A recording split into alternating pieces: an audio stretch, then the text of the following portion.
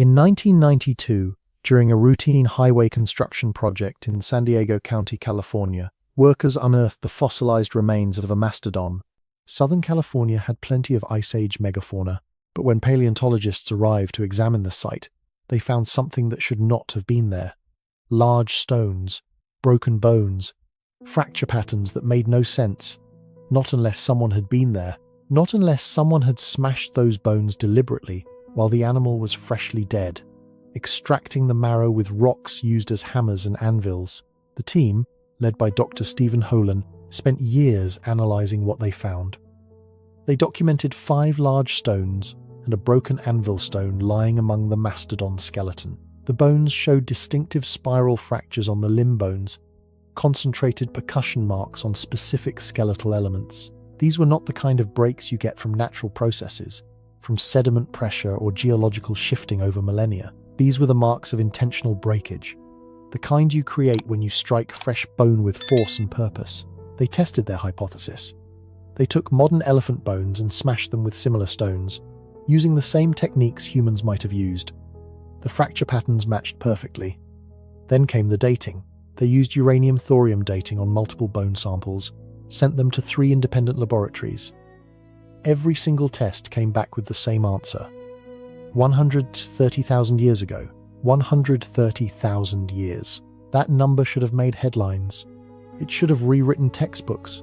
It should have sparked a revolution in how we understand human presence in the Americas.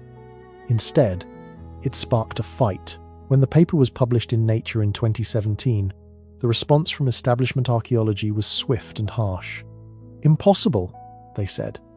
Contamination, they said. Misinterpretation, they said. They could not explain the fracture patterns, the stone tools, the meticulous documentation spread across 25 pages of supplementary materials, detailing every artifact, every fracture, every test. And here is what nobody wants to talk about. This was not the first time. Not even close. In 1973, a geologist named Virginia Steen McIntyre was working at an archaeological site in Hueyatlaco, Mexico. The site was rich with artifacts, sophisticated stone tools, evidence of advanced human activity. She was asked to date the geological layers. She used 4 different dating methods: uranium series dating, fission track dating, tetrahydration, and study of erosion rates. All 4 methods pointed to the same time frame, 250,000 years ago. She expected scientific debate. She expected peer review, discussion, perhaps some healthy skepticism. What she got was career destruction.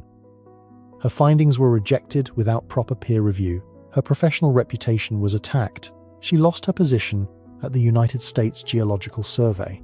The site itself is rarely mentioned in archaeological textbooks today, buried in the footnotes of a history that refuses to acknowledge what the evidence clearly shows. Why? Because 250,000 years for human presence in the Americas does not just challenge the accepted timeline, it obliterates it. It asks questions that archaeology built its entire foundation trying to avoid. Questions about human evolution, about migration patterns, about the very story we tell ourselves about how we got here. Or consider Jacques Cinq-Mars, a Canadian archaeologist who in 1977 discovered the Bluefish Caves in Yukon Territory. He found evidence of human presence dating back 24,000 years, cut marks on animal bones. Tools, clear signs of human activity. He spent the next 40 years defending his findings. 40 years. Colleagues questioned his methods. Funding dried up. His work was largely ignored by the mainstream archaeological community. It was not until 2017, 4 decades later, that new analysis by researcher Lauriane Bourgeon confirmed what he had been saying all along. 40 years of professional isolation because he found evidence that did not fit the approved narrative. You start to see the pattern. It is not just about one site, one discovery, one inconvenient date. It is about a systematic resistance to evidence that challenges the established timeline. And that timeline, the one taught in schools, the one printed in textbooks, the one displayed in museums, says that humans first arrived in the Americas roughly 13,000 years ago. They crossed the Bering Land Bridge from Siberia during the last ice age, following herds of mammoth and bison. They were the Clovis people, named after distinctive spear points first found near Clovis, New Mexico. First Americans. Case closed. Except it is not closed. It has never been closed. The evidence keeps piling up, site after site, discovery after discovery, all pointing to a far older, far more complex story. And every time that evidence emerges, it faces the same pattern of resistance, dismissal, and professional consequence for those who dare to present it. Why does this matter? Why should you care about archaeological dates and academic disputes? Because this is about more than dusty bones and old rocks. This is about who controls the story of human history. This is about what happens when evidence conflicts with established narratives built on careers, on textbooks, on museum exhibits, on grant funding, on academic reputations. There is an entire infrastructure built around the consensus. When you threaten that consensus, the response is not always purely scientific. Sometimes it is about protecting investments, both intellectual and financial. I am not suggesting some grand conspiracy. I am not claiming that archaeologists sit in smoke-filled rooms plotting to suppress the truth. What I am saying is simpler and more human than that. When people build careers on a particular model of the past, when they write books and teach courses and receive funding based on accepted timelines, there is a natural resistance to evidence that upends all of that. It is human nature. It is institutional inertia. It is the same resistance every paradigm shift has faced throughout scientific history. But the evidence does not care about careers or reputations or textbook sales. The evidence just is. And right now, across the Americas, from the southern tip of South America to the Arctic Circle, that evidence is telling us a story that does not match what we were taught. So maybe it is time we listened. My name is Mr. H, and I have spent years diving into these mysteries, these questions that official history seems reluctant to answer. I am not an archaeologist. I am not a paleontologist. I am just someone who finds this endlessly fascinating. Someone who thinks we deserve to know the full story, not just the version that fits comfortably into the accepted framework. Over the next couple of hours, I want to take you on a journey through that evidence. I want to show you the sites they do not talk about, the discoveries that get buried in academic journals nobody reads, the researchers who risked everything to tell a different story. I want to explore what happens when we stop accepting the timeline we were given and start asking harder questions. If that sounds like something you want to be part of, if you are curious about the history that does not make it into the textbooks, go ahead and subscribe to this channel. Hit that notification bell. This is what we do here. We dig into the mysteries, the controversies, the stories that challenge everything we thought we knew. New documentary every week, diving deep into questions that deserve better answers than we have been getting. But first, let me show you just how much evidence has been ignored. The thing about evidence is that it does not disappear just because people choose not to look at it. It sits there, in storage facilities, in university archives, in published papers that gather dust, waiting for someone to pay attention. And there is a lot of it, more than you might imagine. Let me take you to northeastern Brazil, to a place called Pedra Furada. The name means pierced rock, named for a natural stone arch that dominates the landscape. In the 1970s, Brazilian archaeologist Nied Guidon began excavating rock shelters beneath these towering cliffs. What her team found over the next several decades would fundamentally challenge everything we thought we knew about human arrival in the Americas. They excavated more than 600 stone artifacts from stratigraphic layers that were radiocarbon dated to 32,000 years before present. 600 artifacts. Not one, not a handful that could be dismissed as anomalies or contamination.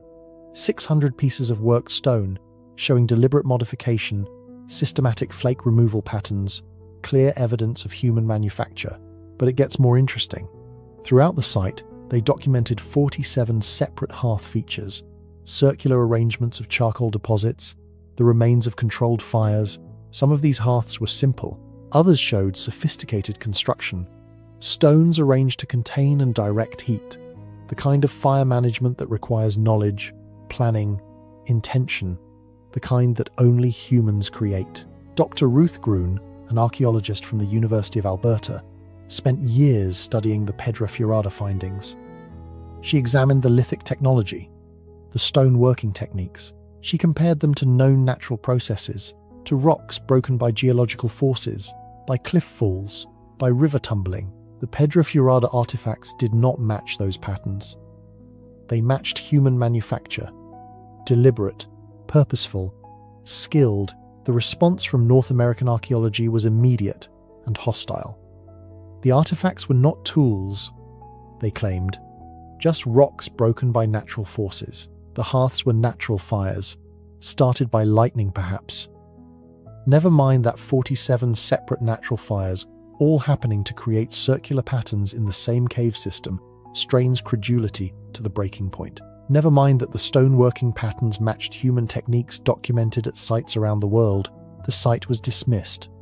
The evidence was ignored. And Pedra Furada became another footnote in the long list of discoveries that did not fit the approved timeline. Now travel north to South Carolina, to a site called Topper. Albert Goodyear from the South Carolina Institute of Archaeology and Anthropology began excavating there in the 1980s. Initially, he was looking for Clovis artifacts, those distinctive spear points dated to around 13,000 years ago. And he found them, thousands of them, over 15,000 Clovis period artifacts recovered from the upper layers of the site. But Goodyear did something that many archaeologists do not do.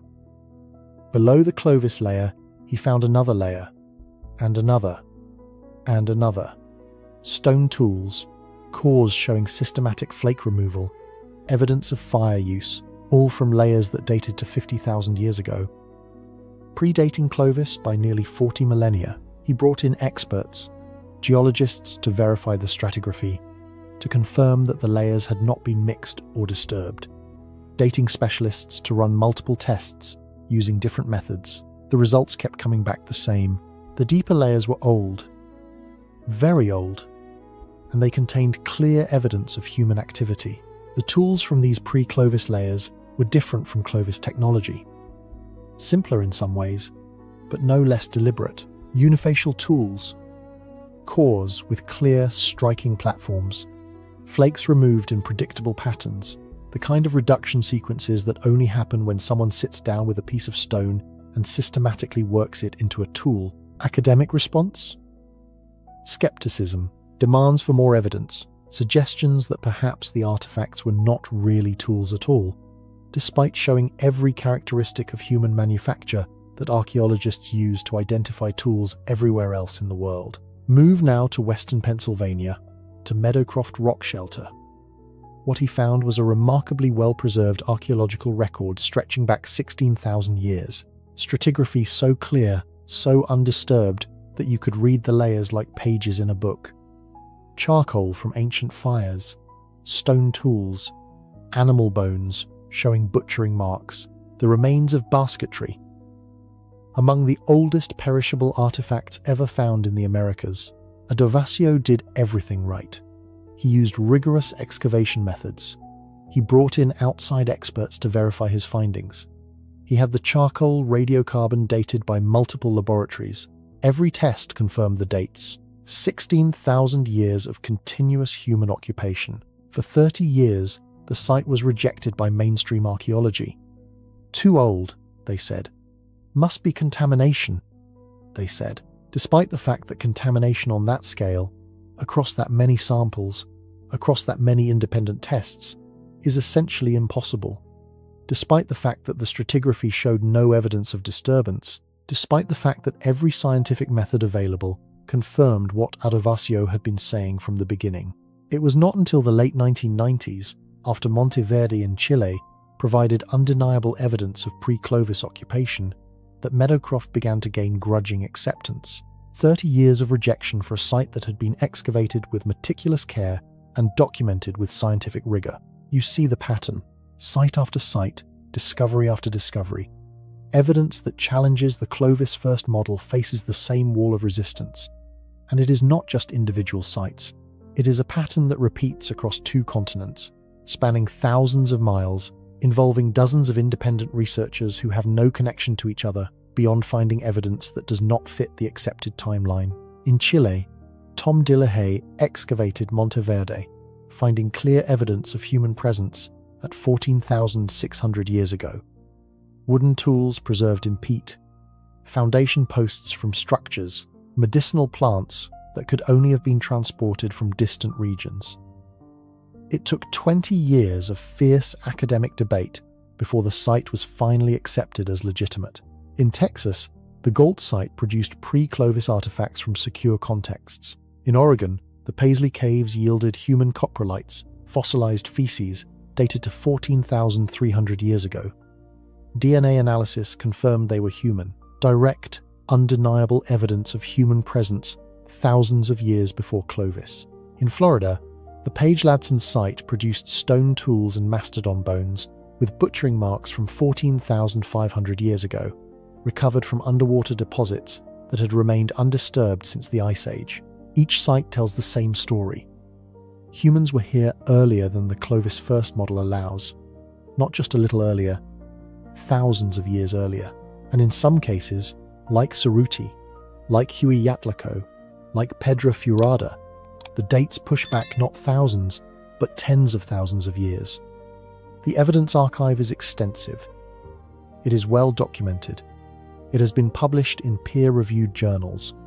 It has been tested and retested using the best scientific methods available. And yet, for decades, it was suppressed, not through active conspiracy, but through institutional resistance, through academic gatekeeping, through the simple human tendency to reject evidence that threatens established beliefs.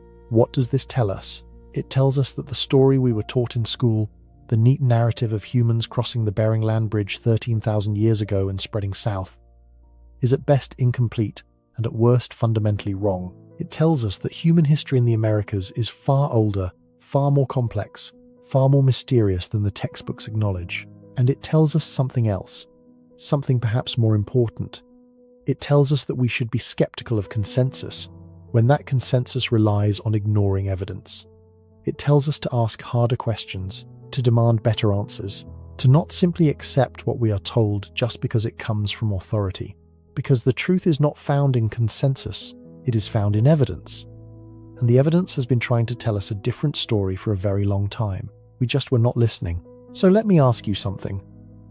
When did you first learn about American history? Elementary school, probably. Maybe you had a textbook with colorful pictures of mammoths and spear-wielding hunters crossing a frozen land bridge. Maybe your teacher showed you a timeline on the classroom wall. Big ice sheets covering Canada. A narrow corridor opening up. People walking through, arriving in this vast, empty continent about 13,000 years ago. Clean, simple, easy to understand, and completely inadequate. I want to show you two timelines. Think of them as parallel universes of historical understanding. One is the timeline you were taught. The other is the timeline the evidence actually supports. And the gap between them is not just a few centuries. It is not even a few millennia. It is a chasm so wide that it fundamentally changes everything we think we know about human capability, human movement, human history itself. The official timeline, the one in textbooks, goes something like this. Around 15,000 years ago, the ice sheets covering North America began to retreat. This created an ice-free corridor between two massive glaciers, running from Alaska down through western Canada. Around 13,000 years ago, people from Siberia crossed the Bering Land Bridge, walked through this corridor, and entered the Americas. These were the Clovis people. Within a few centuries, they spread throughout North and South America. First Americans. End of story. That is what I was taught. Probably what you were taught. It is what millions of students have been taught for the better part of a century. It is the foundation of American archaeology. Museums built exhibits around it. Universities structured entire departments on this framework. Careers were made defending it. But here is the timeline the evidence supports. And I want you to really sit with this, because the implications are staggering. At the Cerruti Mastodon site in California, we have evidence of human activity 130,000 years ago. Let that number settle in. Not 13,000. 130,000. That is not just pre-Clovis. That is pre-anatomically modern humans in most of the world. That is a time when Neanderthals still roamed Europe, when our own species was just beginning to emerge in Africa. At Hueyatlaco in Mexico, The geological evidence points to human presence 250,000 years ago. 250,000. If that date is correct, and multiple dating methods suggest it is, then humans or human ancestors were in the Americas before Homo sapiens even existed as a distinct species. These are not fringe sites. These are excavations conducted by credentialed scientists, published in peer-reviewed journals, dated using the same methods accepted everywhere else in archaeology. But they occupy what I call the forbidden zone, dates so old that accepting them means tearing up everything we thought we knew and starting over. Even if we set aside those extreme dates, even if we stay in the realm of what mainstream archaeology grudgingly acknowledges, the timeline is still radically different from what the textbooks say. Pedra Furada in Brazil, 32,000 years. Topper in South Carolina, 50,000 years. These dates have been fought over for decades, but the evidence keeps holding up. The stratigraphy is clear. The artifacts are genuine. The dating methods are sound. And then we have the sites that even conservative archaeologists now accept. Monteverde in Chile, 14,600 years. Paisley Caves in Oregon, 14,300 years. Meadowcroft in Pennsylvania, 16,000 years. These are no longer controversial. These are established. These are real. So here is what that means.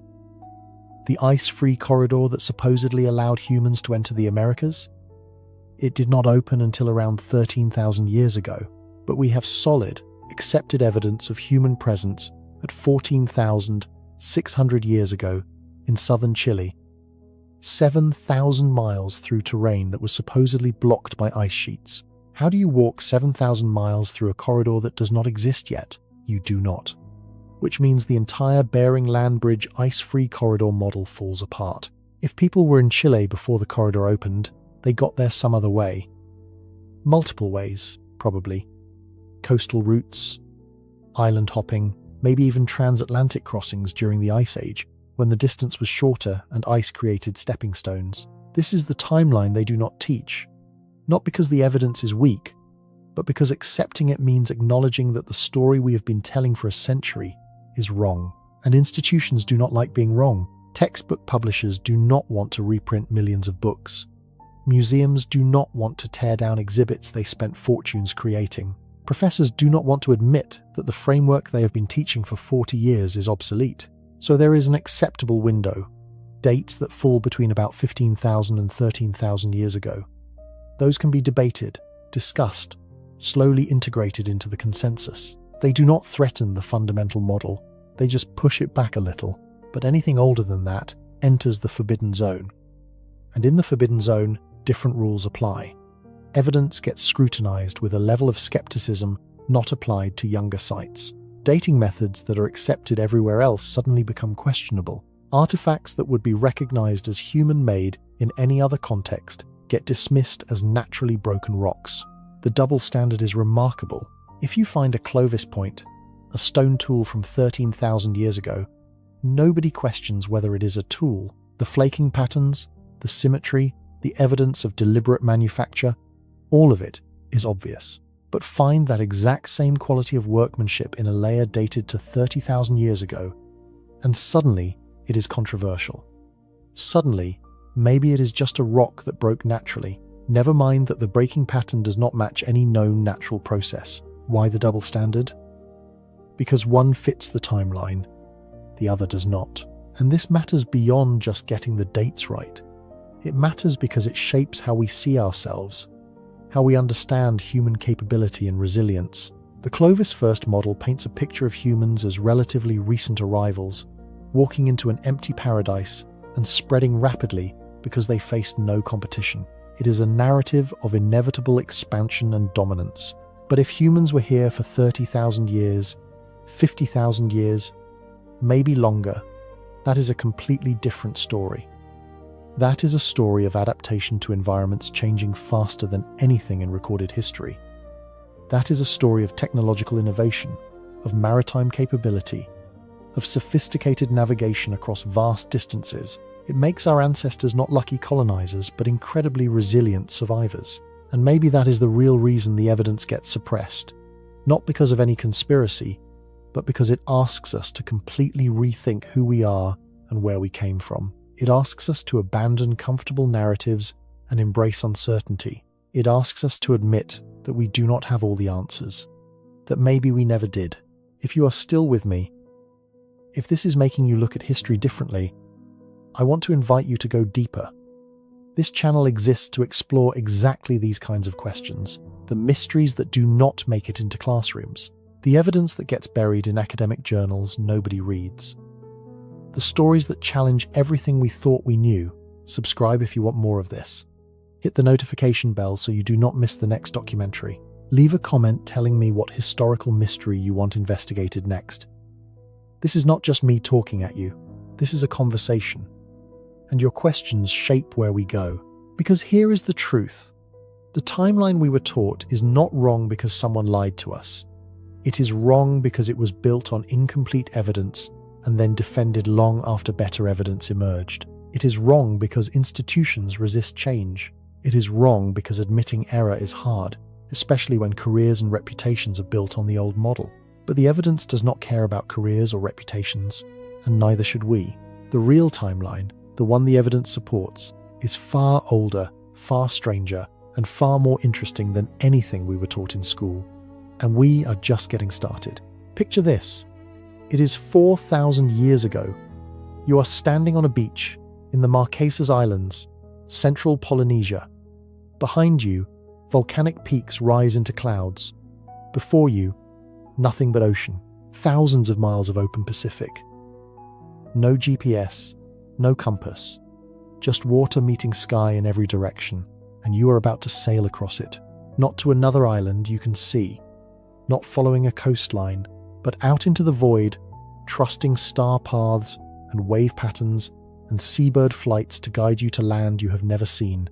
Land that might not even exist. You are going to load your family, your plants, your animals into a double-hulled canoe and sail into uncertainty. We know this happened because Polynesians settled every habitable island in the Pacific. Easter Island, 3,700 miles from the nearest continent. Hawaii, over 2,000 miles from any major landmass. New Zealand, pushed so far south that the climate was completely different from anything their ancestors had known. They found them all. For a long time, Western scholars refused to believe Polynesians were capable of such voyages. The islands must have been settled by accident, they said.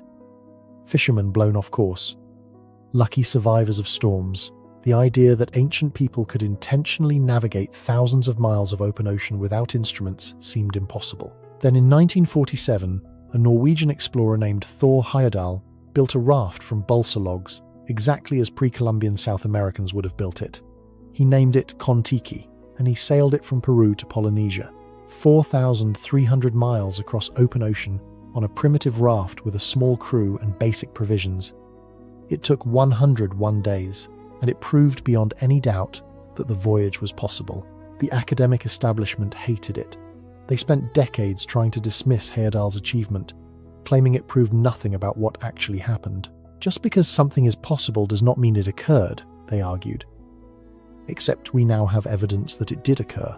Sweet potatoes. Native to South America. Domesticated there thousands of years before European contact. And yet, when Europeans first reached Polynesia, sweet potatoes were already there, already being cultivated, already integrated into the agricultural systems of islands, thousands of miles across the Pacific. How did a South American crop get to Polynesia before Columbus? The linguistic evidence is even more striking. In many Polynesian languages, the word for sweet potato is kumala, or something very close to it. In Quechua, the language of the Andes, the word is kumar, not similar, nearly identical. You do not get that kind of linguistic correlation by accident. Then we have the chickens. In 2007, archaeologists analyzing bones from the El Arenal site in south-central Chile found something unexpected. Chicken bones, dated to between 1300 and 1400 AD, a century before Europeans arrived. DNA analysis showed these were not European chickens, they were Polynesian chickens. The genetic signatures matched birds from Tonga and Samoa, Polynesians brought chickens to South America, or South Americans brought chickens from Polynesia. Either way, someone was making trans-Pacific voyages long before history books acknowledge. And this is where it gets really interesting.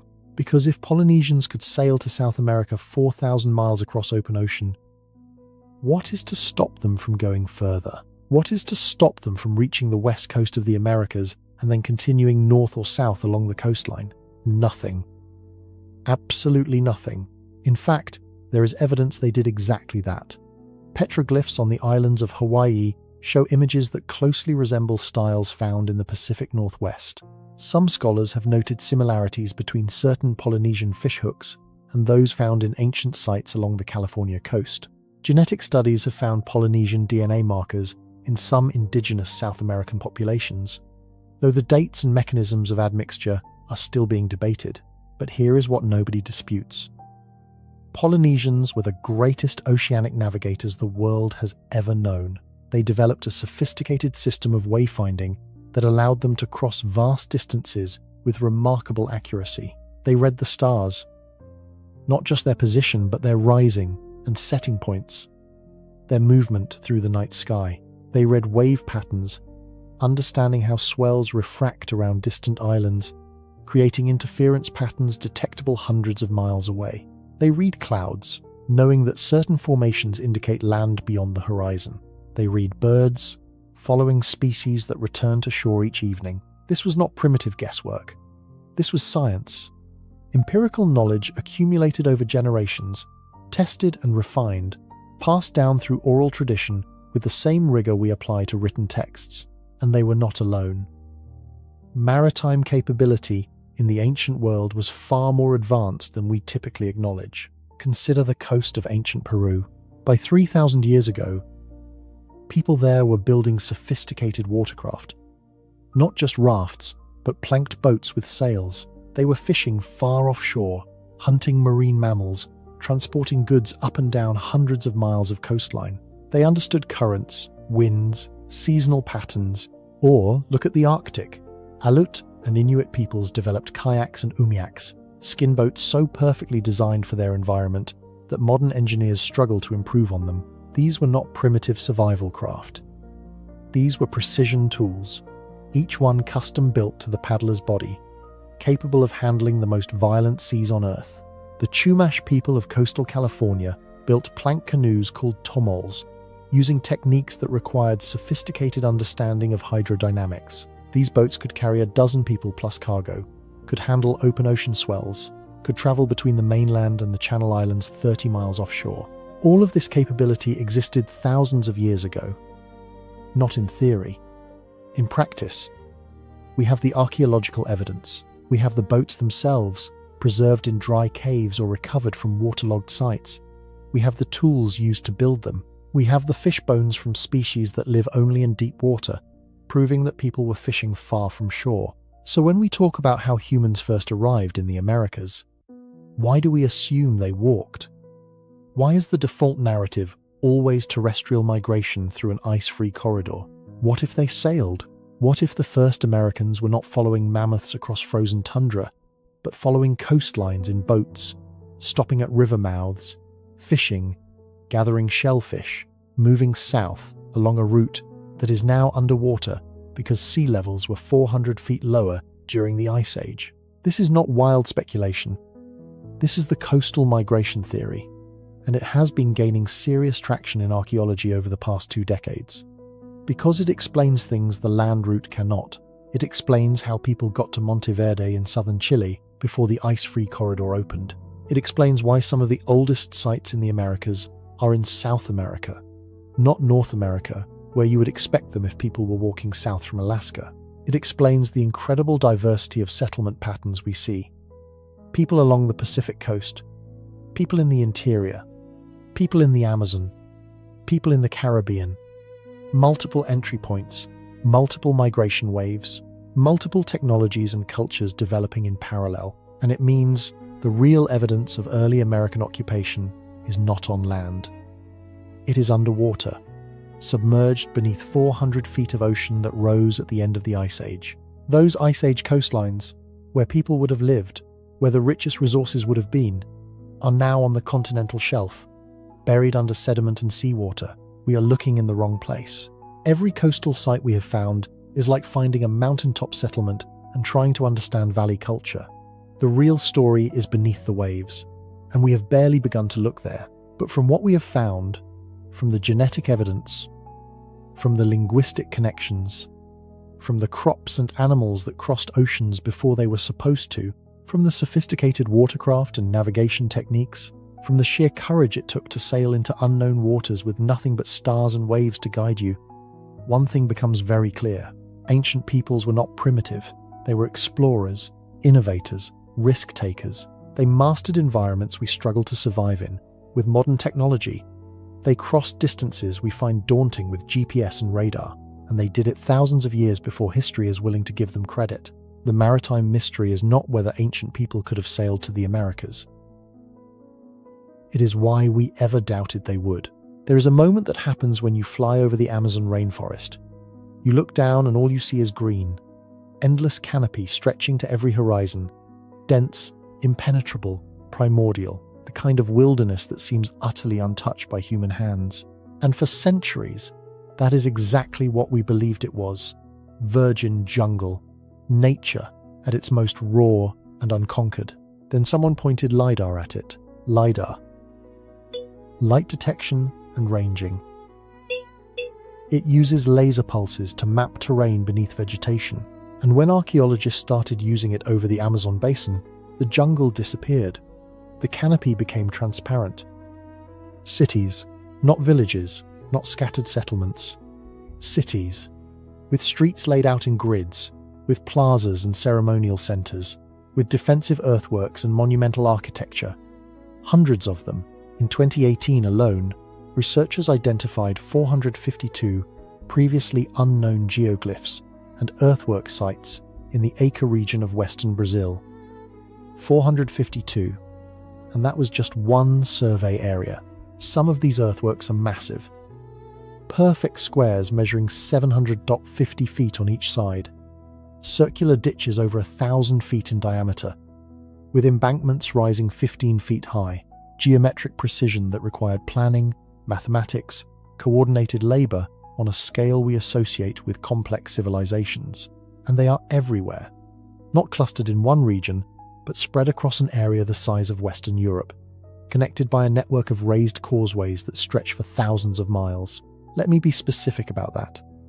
In the Llanos de Mojos region of Bolivia, archaeologists have mapped over 30,000 kilometers of raised causeways. 30,000 kilometers, that is 18,600 miles, enough to cross the United States 6 times. These were engineered roads, elevated above seasonal floodwaters, wide enough for significant traffic, connecting settlements across hundreds of miles of wetlands. Along with the causeways came canals, thousands of miles of canals, designed to manage water flow during the wet season, to create fish farming systems, to irrigate raised field agriculture. Some of these canals are 30 feet wide and run perfectly straight for miles. That kind of construction requires surveying tools, engineering knowledge, understanding of hydrology and topography. And then there are the raised fields themselves, platforms of earth built up above flood level, creating agricultural land in areas that would otherwise be underwater half the year. These were not simple mounds.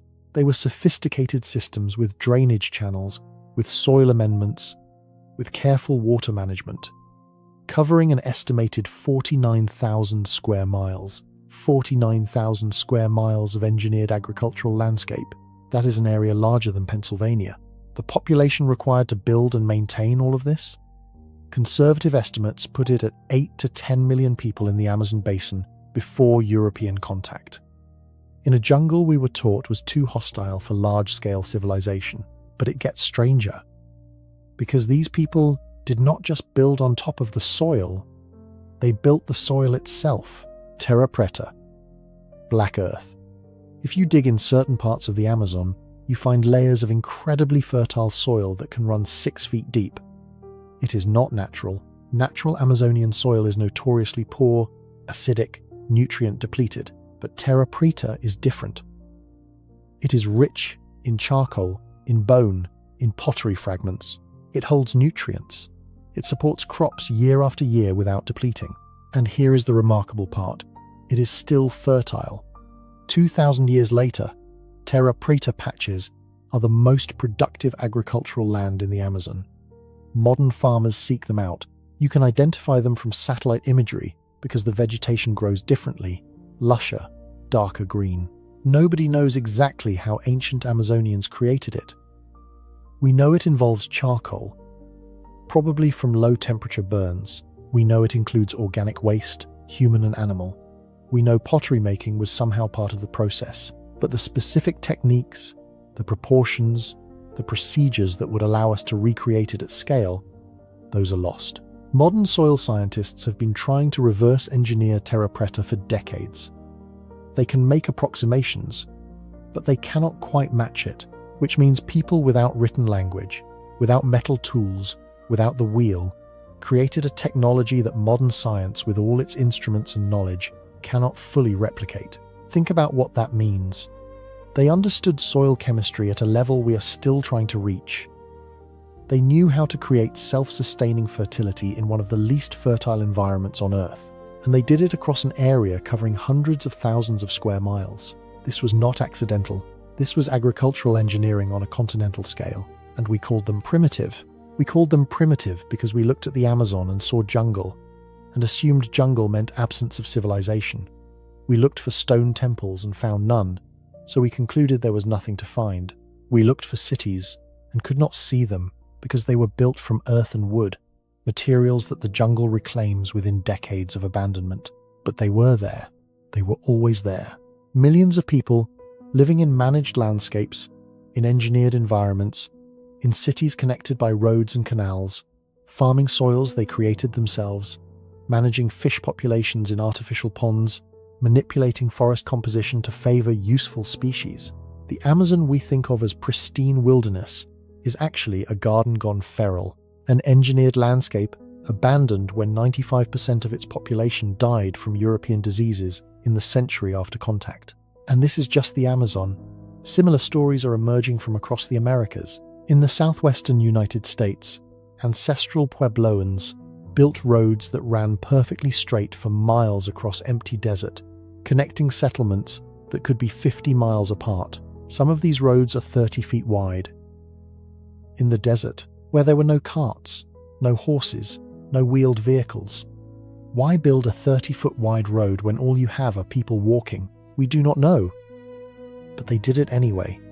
Hundreds of miles of them. In the Mississippi Valley, Cahokia was a city of 40,000 people in the year 1100 AD, larger than London at the same time. It had a central plaza covering 50 acres. It had earthen pyramids, the largest of which covered 14 acres at its base and rose 100 feet high. That is 5 million cubic feet of earth, moved one basket at a time. The city was laid out according to astronomical alignments. The main plaza oriented to the solstices, mounds positioned to mark sunrise on specific calendar dates. This required mathematics, astronomy, surveying, and the ability to plan construction projects that would take generations to complete. And then, mysteriously, it was abandoned. By 1300 AD, Cahokia was empty. We still do not know why. In Louisiana, Poverty Point is even older, 3,400 years old. It consists of 6 concentric earthwork ridges, forming a semicircle over 3/4 of a mile across.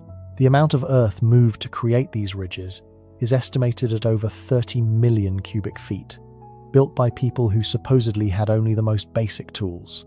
And it is aligned. The ridges are positioned to mark equinoxes and solstices. The geometric precision suggests knowledge of mathematics and engineering that we do not usually associate with cultures from that time period. These were not isolated achievements. They represent traditions of engineering and architecture that stretched across centuries, across entire regions. Knowledge systems passed down, refined, expanded, the kind of accumulated expertise that only comes from civilizations with stability, organization, and the ability to think in generational timeframes. But because they did not write things down in ways that survived, because they built with earth instead of stone, because the jungle and the prairie reclaimed their works within centuries of abandonment, We assumed they were simple. We assumed they lacked sophistication. We assumed they had nothing to teach us. We were wrong. The engineering that should not exist according to our old assumptions about ancient Americans turns out to be everywhere once you know how to look for it. In the hydraulic systems of the Amazon, in the roads of Chaco Canyon, in the earthworks of the Mississippi and Ohio valleys, and in a technology as simple and as profound as terra preta. They were not primitive. They were solving problems we still struggle with today, and they did it without the technology we assume is necessary. Maybe the question is not how they did it. Maybe the question is what else they knew that we have forgotten. Hold a kernel of modern corn in your hand. Look at it. Hundreds of kernels arranged in perfect rows along a cob, each one fat with starch, easy to harvest, easy to grind, easy to store, one of the most efficient food crops ever developed. The foundation of civilizations from the Mississippi to the Andes. Now ask yourself what it came from. Teosinte, a wild grass native to southwestern Mexico. If you saw teosinte growing in a field, you would never think to eat it. It has maybe 5 to 12 seeds. Not kernels. Seeds. Hard little things encased in a stone-like shell that will break your teeth if you try to chew them. Each seed sits alone on a tiny spike. There are no rows. There is no cob. The seeds shatter and fall off when ripe, making them almost impossible to harvest. Teosinte and corn look so different that for decades, botanists refused to believe they were related. It seemed impossible that one could have given rise to the other, but genetic analysis proved it. Corn is domesticated teosinte. Every variety, every hybrid, every kernel of corn that has ever existed descends from that unpromising wild grass. And the transformation took 9,000 years. 9,000 years of deliberate selection, choosing plants with slightly larger seeds, slightly more seeds per stalk, seeds that held on a little longer before shattering, generation after generation, year after year, selecting for traits that moved incrementally toward what we now recognize as corn. But here is the problem. Why would anyone start that process? The first few thousand years of teosinte domestication would have produced almost no benefit. The seeds would still be tiny, still hard, still difficult to harvest. You would have to be incredibly patient, incredibly committed to a vision of what this plant might become thousands of years in the future to keep selecting and replanting without seeing meaningful improvement in your lifetime. And yet someone did. Multiple someones across multiple generations who never lived to see the result of their work, but who kept faith that the process would eventually yield something valuable. That requires a level of botanical knowledge and long-term thinking that we rarely credit to ancient peoples. It requires understanding that plants have inheritable traits, that selection pressure can change those traits, that patient, consistent effort over many generations can transform a wild grass into a staple crop. It requires, in other words, understanding the basic principles of genetics thousands of years before Mendel. And corn is not unique. Consider potatoes. Wild potatoes are small, bitter, sometimes toxic. The Andean peoples who domesticated them had to develop not just larger, better-tasting varieties, but also techniques to process and detoxify certain types. Chuño, freeze-dried potatoes that can be stored for years, involves leaving potatoes outside overnight to freeze, then trampling them during the day to squeeze out moisture, repeating the process for days. Somebody had to figure that out, had to experiment until they got it right. And they did not just domesticate one potato, they domesticated over 105 distinct varieties, each adapted to different altitudes, different climates, different soil types. Some varieties grow at 14,000 feet above sea level, in conditions where almost nothing else will survive. The genetic manipulation required to create cold-tolerant, high-altitude potato varieties is extraordinary. Then there is quinoa, a grain that grows in the harshest environments. High altitude, poor soil, extreme temperature fluctuations. Wild quinoa is coated with saponins, bitter compounds that make it nearly inedible. Domesticated quinoa has been bred to minimize saponins while maximizing seed size and nutritional content. The result is a near-perfect food, high in protein, containing all essential amino acids. How long did it take to domesticate quinoa? We do not know exactly, but it was being cultivated in the Andes at least 5,000 years ago, probably longer. Amaranth, another grain with exceptional nutritional properties. Domesticated independently in Mexico, the seeds are tiny, barely a millimeter across, but they are 30% more protein than wheat and contain lysine, an amino acid missing from most grains. Aztecs grew it by the ton, used it in religious ceremonies, incorporated it into their core diet. When the Spanish arrived, they banned amaranth cultivation because of its role in indigenous religion. The knowledge of how to grow it, how to process it, almost disappeared. We are only now rediscovering what Mesoamericans knew thousands of years ago. Squash, beans, cacao, vanilla, tomatoes, peppers, avocados, sunflowers. The list of crops domesticated in the Americas is staggering. Each one represents hundreds or thousands of years of careful selection, of understanding plant reproduction, of recognizing desirable traits and propagating them. And the speed of it does not make sense according to standard models of agricultural development. Traditional archaeological theory suggests that domestication happens slowly, almost accidentally.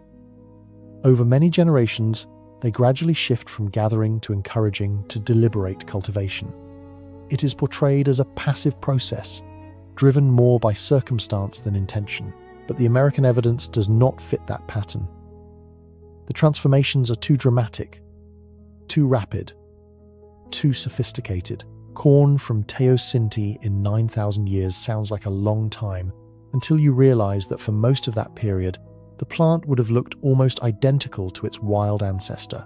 The major changes, the development of the modern cob structure, happened in a relatively brief window, an acceleration that suggests not gradual drift, but intentional engineering.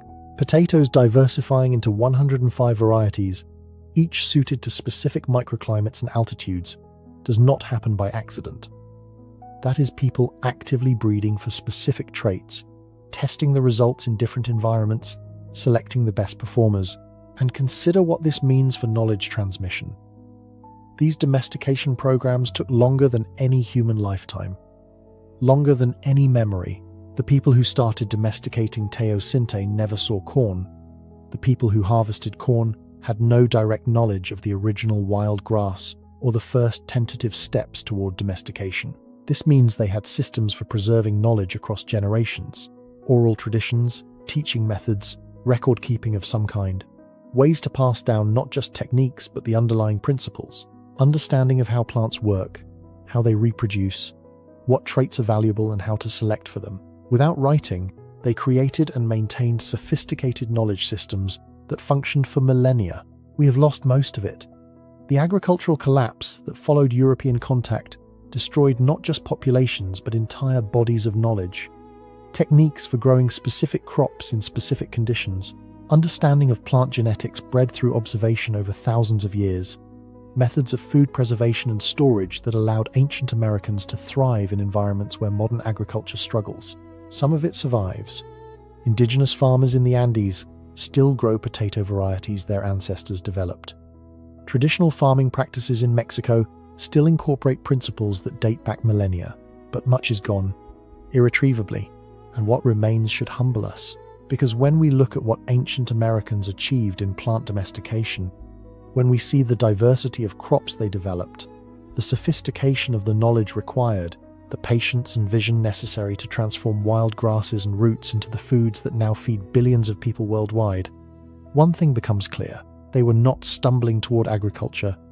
They were mastering it, with intention, with intelligence.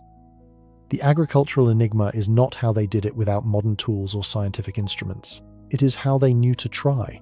Before we go further into what might be the most controversial part of this story, I want to pause and ask you something.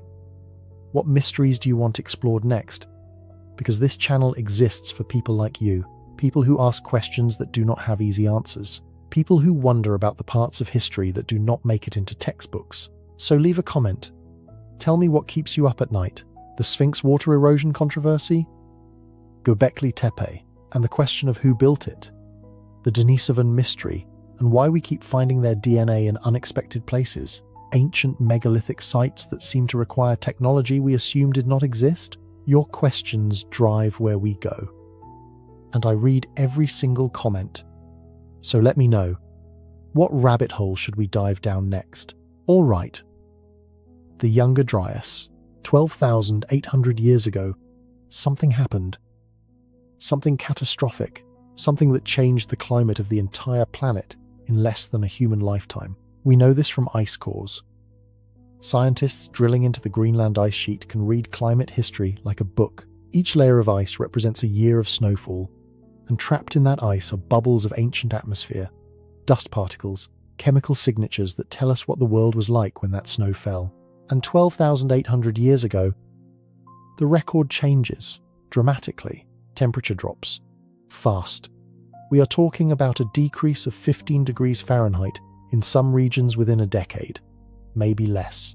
For context, the entirety of modern climate change, everything we are worried about right now, represents a temperature shift of about 2 degrees over more than a century.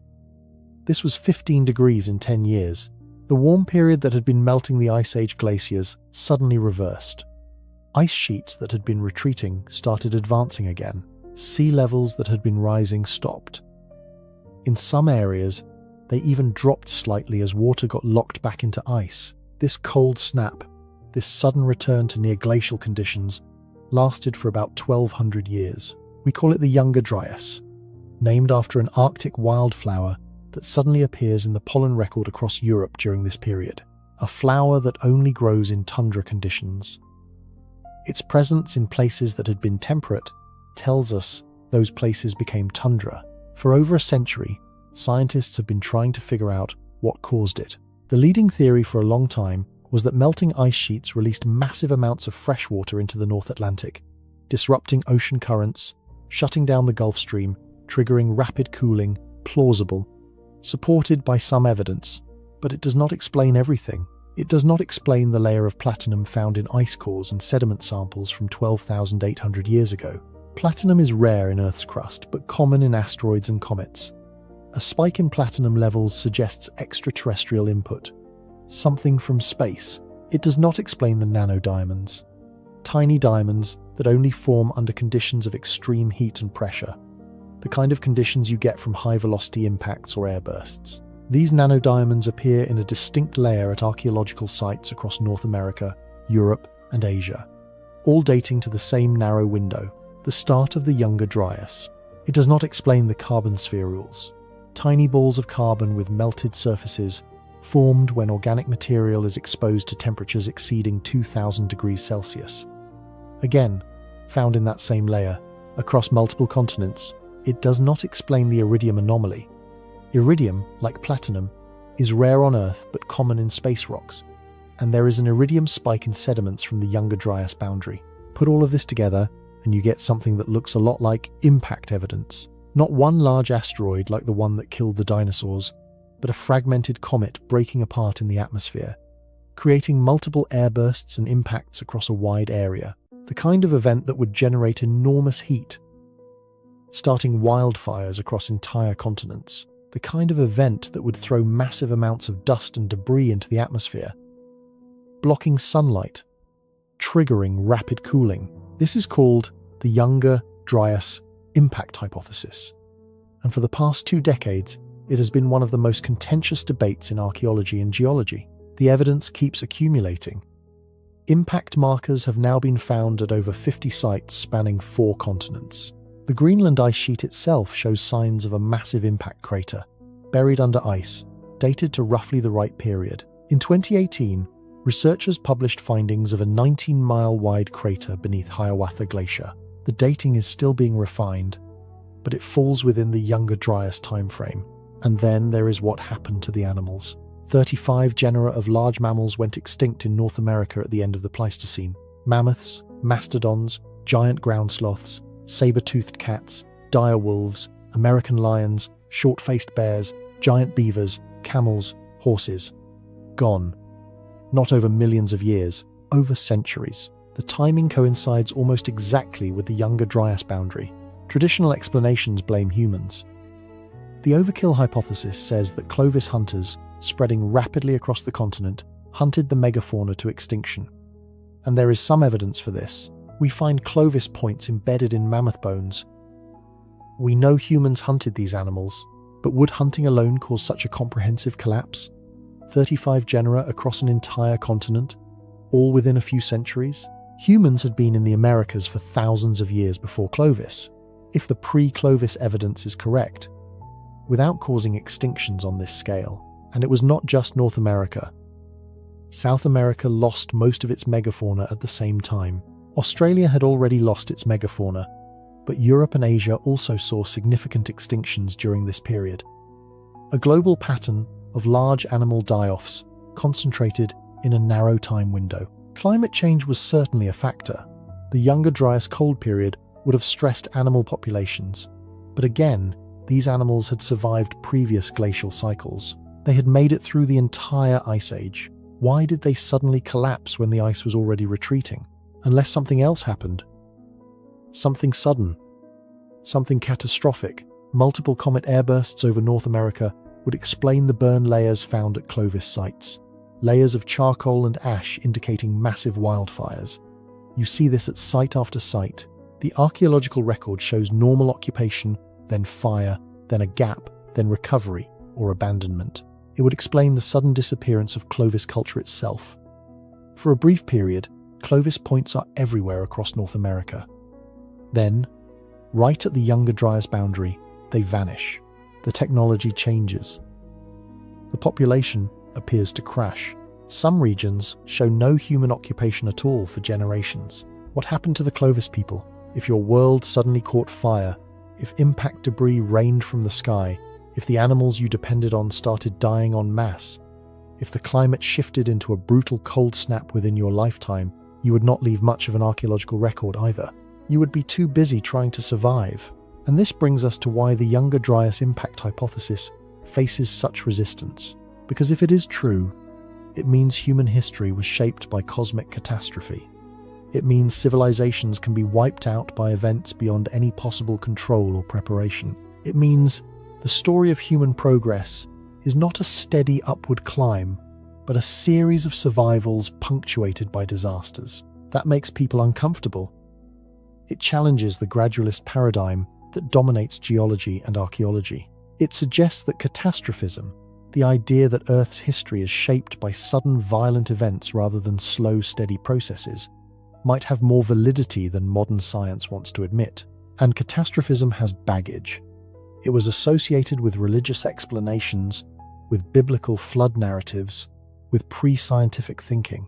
The whole foundation of modern geology was built on rejecting catastrophism in favor of uniformitarianism. The idea that the processes we see today, erosion and deposition and gradual change, are the same processes that have always operated. Accepting that a comet impact 12,800 years ago reset human civilization means accepting that uniformitarianism has limits, that sometimes things happen that are outside the normal range, that the Earth is not always a stable, predictable place, so the evidence gets scrutinized with extreme skepticism.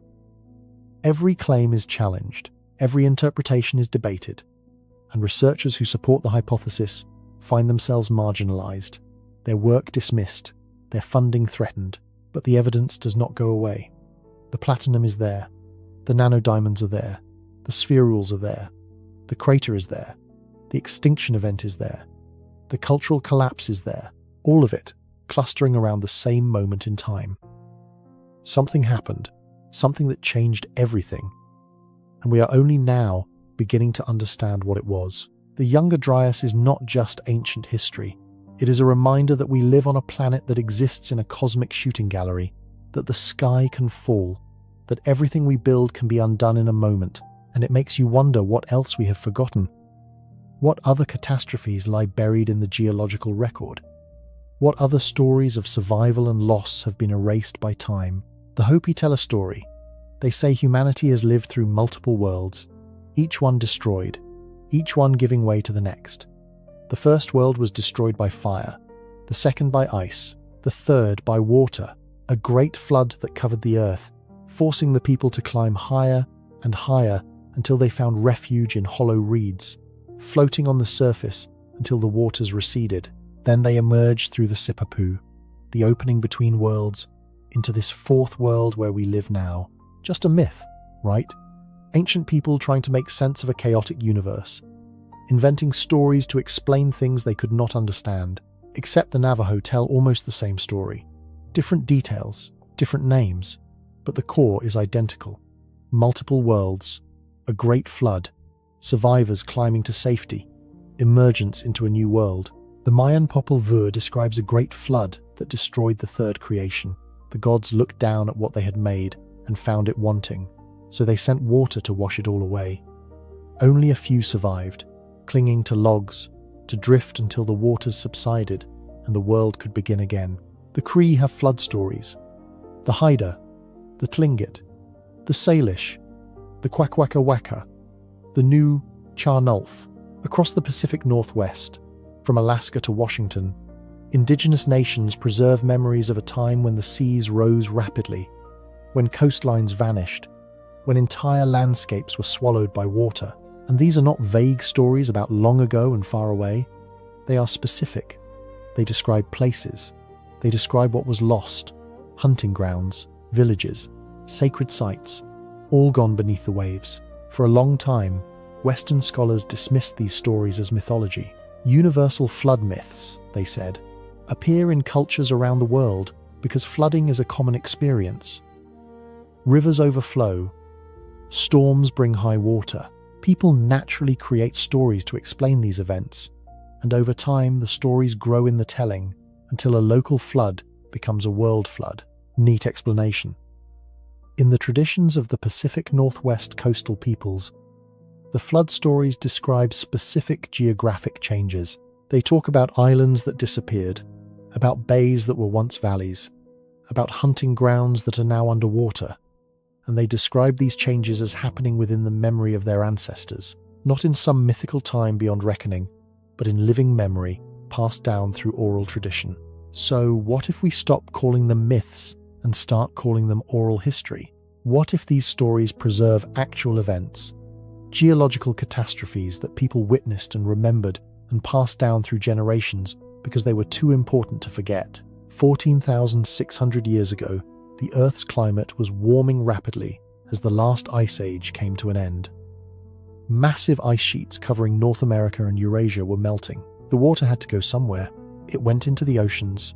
Sea levels rose, not steadily, not gradually, but in pulses, periods of rapid acceleration when ice dams failed, when enormous volumes of meltwater suddenly released into the sea. One of these pulses is called Meltwater Pulse 1A. It occurred 14,600 years ago. In less than 500 years, sea levels rose 16 meters. 16 meters. That is 52 feet in 5 centuries. That might sound slow on a human timescale. 500 years is a long time. But think about what it means for a coastal community. The shoreline, where your grandparents fished, is now underwater. The beach where your parents gathered shellfish is beneath the waves. The village site that has been occupied for generations is abandoned because the sea keeps coming, keeps rising, keeps taking more land. You move inland, you rebuild, and the sea keeps coming. Within a few generations, entire landscapes are transformed. River valleys become bays, hills become islands. And you remember. You tell your children what was lost. They tell their children. The story passes down, generation after generation, modified by retelling but preserving the core truth. There was a time when the waters rose, when the old world drowned, when we had to flee to higher ground. That is not mythology. That is history. Scientists mapping the seafloor off the coast of British Columbia have found submerged forests, trees still standing in growth position, rooted in ancient soil that is now 300 feet underwater. Radiocarbon dating puts them at around 14,000 years old. The Haida tell stories about a time when the land extended much further west, when islands that are now separated were connected, when the coastline was completely different. The science confirms what the stories say. Off the coast of the Pacific Northwest, the continental shelf extends for miles beyond the current shoreline. During the Ice Age, when sea levels were 400 feet lower, that shelf was dry land, coastal plains stretching to the edge of the deep ocean. It would have been prime territory, rich in resources, sheltered valleys with rivers running through them. And it is all underwater now. Every village that existed on that coastal plain, every hunting camp, every sacred site, every trace of the people who lived there, gone, buried under sediment and seawater. What we call myth might be the only record we have of those lost landscapes. Oral traditions preserving knowledge of a world that no longer exists except in memory. And it was not just the Pacific Northwest. The entire world experienced these sea level changes. The English Channel did not exist during the Ice Age. Britain was connected to continental Europe by a broad plain called Doggerland. People lived there. We know this because fishing trawlers occasionally dredge up stone tools and animal bones from the seafloor, the remains of a drowned landscape. Doggerland was inundated by rising seas around 8,200 years ago. Not gradually. A tsunami triggered by an underwater landslide off the coast of Norway, combined with already rising sea levels, drowned the region in a matter of hours or days. Did people remember that? Do European flood myths preserve the memory of Doggerland's destruction? We do not know. The oral traditions are lost, but in the Americas, they survive. The Muskogee Creek preserves stories of crossing a great body of water to reach their current homeland. The Pawnee speak of ancestors who came from beneath the sea. The Yuchi describe a time when their people emerged from the waters to find new land. Are these metaphorical journeys? Spiritual symbolism? Or are they memories of real migrations, forced by rising waters, by drowning coastlines, by the loss of ancestral territories to the sea? When the ice melted and the waters rose, people did not just sit there and drown. And they remembered where they came from. The archaeological evidence supports this. The oldest confirmed sites in the Americas cluster around 14,000 to 16,000 years ago, right at the end of the Ice Age, right when sea levels were rising fastest, right when coastal populations would have been under maximum pressure to move inland. And where are those coastal populations now? The evidence of early coastal occupation is on the continental shelf, submerged beneath hundreds of feet of ocean. We are missing the first chapters of American history because they are literally beneath the waves. But the stories remain, passed down through oral tradition for hundreds of generations, ignored by archaeologists looking for stone monuments and written texts. The indigenous peoples of the Americas have been trying to tell us their history all along. They have been preserving it in stories, in songs, in ceremonies, keeping alive the memory of lost worlds and drowned lands and great catastrophes that reshaped the earth. Maybe it is time we started listening, because myth is just history from before we had writing. And the flood stories are not universal symbolism or primitive superstition. They are eyewitness testimony to the end of the Ice Age, preserved against all odds, waiting for us to finally hear what they have always been saying. The waters rose, the world changed, and we remember. Imagine you are an archaeologist trying to understand ancient Egypt, but the Nile Valley is underwater. All of it, every pyramid, every temple, every village site along the river where the population concentrated, gone, submerged beneath 300 feet of water and sediment. You are left with what? Scattered settlements in the desert margins, outlier sites on hilltops, the edges of the civilization but not the heart of it. And from those fragments, you are supposed to reconstruct the full story. You would get it wrong. Of course you would. You would underestimate the population, miss the complexity, fail to understand the full scope of achievement, because you would be looking at the leftovers, the periphery, while the real evidence sits on the bottom of the sea. That is exactly where we are with early American archaeology. During the last glacial maximum, 20,000 years ago, sea levels were 390 feet lower than today. 390 feet. That exposed massive areas of continental shelf that are now underwater. The coastline was not where we think it was. It was miles, sometimes hundreds of miles, further out. Beringia, the land bridge between Siberia and Alaska, was not a bridge. It was a subcontinent, larger than Texas and California combined. It had rivers, lakes, distinct ecological zones. It was not a passage people hurried across. It was a place people lived for thousands of years, and it is gone, drowned by rising seas. Every settlement that existed there, every camp, every trace of the people who called it home, now sits beneath the Bering Sea and the Chukchi Sea. We will never excavate Beringia.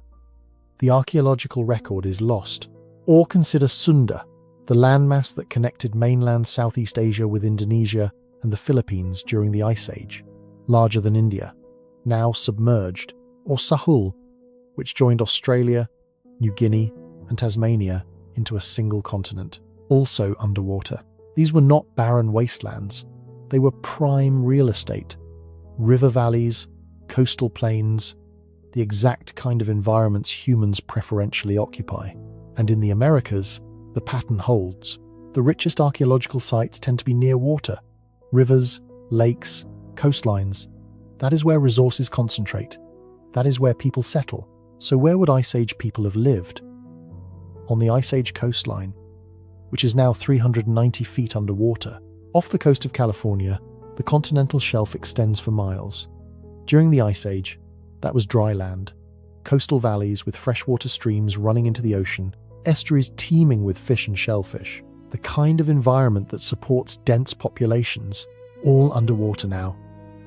And we have barely looked. In the Gulf of Mexico, the shoreline during the Ice Age was 100 miles south of where it is today. An entire coastal plain, now submerged, that would have been ideal for human occupation. We know people were in Florida by 14,000 years ago. Where were they before that? Probably on the now drowned coastal plain. The same pattern repeats along the Atlantic coast. During the Ice Age, you could walk from Virginia to the edge of the continental shelf, 50 miles offshore. And on it, almost certainly, are sites that would push back our understanding of American occupation. But underwater archaeology is expensive. It requires specialized equipment, technical diving, remote sensing technology. It is slow. It is difficult. And unlike terrestrial archaeology, you cannot just walk a field and spot artifacts eroding from the surface. The few underwater sites that have been found are tantalizing. Off the coast of Florida, divers discovered the Page Ladson site in the Orcilla River, submerged now but accessible during the Ice Age. Stone tools and mastodon bones with butchering marks dated to 14,500 years ago, found in sediments that were deposited when sea levels were lower and the site was above water. If one underwater site in one Florida river can push dates back that far, what else is out there? Off the coast of British Columbia, indigenous knowledge holders have pointed researchers to specific underwater locations where oral traditions say villages once existed, and when archaeologists investigated, they found them. Stone tools, fire pits, post holes from structures, all submerged, all confirming that the stories were accurate. This is not theoretical. We know these sites exist. We know they are underwater. We know they contain evidence that would revolutionize our understanding of early American history. We are just not looking for them, and there is a reason for that beyond cost and difficulty. It is easier to defend existing models if you ignore evidence that contradicts them. If pre-Clovis sites are hard to accept, sites that are even older and now underwater are impossible to integrate into the standard narrative, so they remain unexplored. But every time sea levels change, we get a glimpse of what is down there. Storms occasionally scour the seafloor, exposing artifacts that wash up on beaches. Fishing trawlers snag nets on submerged structures. Oil and gas surveys map anomalies on the continental shelf that look suspiciously like human modifications. The evidence is there, waiting, and as underwater technology improves, as autonomous vehicles and advanced sonar become more accessible, we are going to start finding it. Sites that will rewrite everything we think we know about when people arrived, where they came from, how they lived. The first Americans were not walking through ice corridors in the interior of the continent. They were sailing along coastlines that no longer exist, settling in river valleys now drowned, building communities on land that the ocean reclaimed thousands of years ago. We have been looking in the wrong place. The real story is underwater. And until we start searching there, until we commit resources to exploring those sunken coastlines, we are only seeing fragments, the periphery, not the center. The survivors who moved inland, not the original populations who thrived on the coast. We are missing the heart of the story. And it is 390 feet below the surface, buried in sediment, hidden beneath the sea, waiting for us to finally come looking. DNA does not lie. It cannot be influenced by ideology or academic politics. It does not care about preferred narratives. It just is. A record written in molecules, preserved in bones, waiting to be read. And when scientists started reading the DNA of ancient Americans, they found things that should not be there. Start with the Denisovans. We did not even know they existed until 2008, a finger bone found in a cave in Siberia.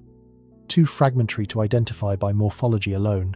So, researchers extracted DNA and discovered it belonged to a previously unknown hominin species.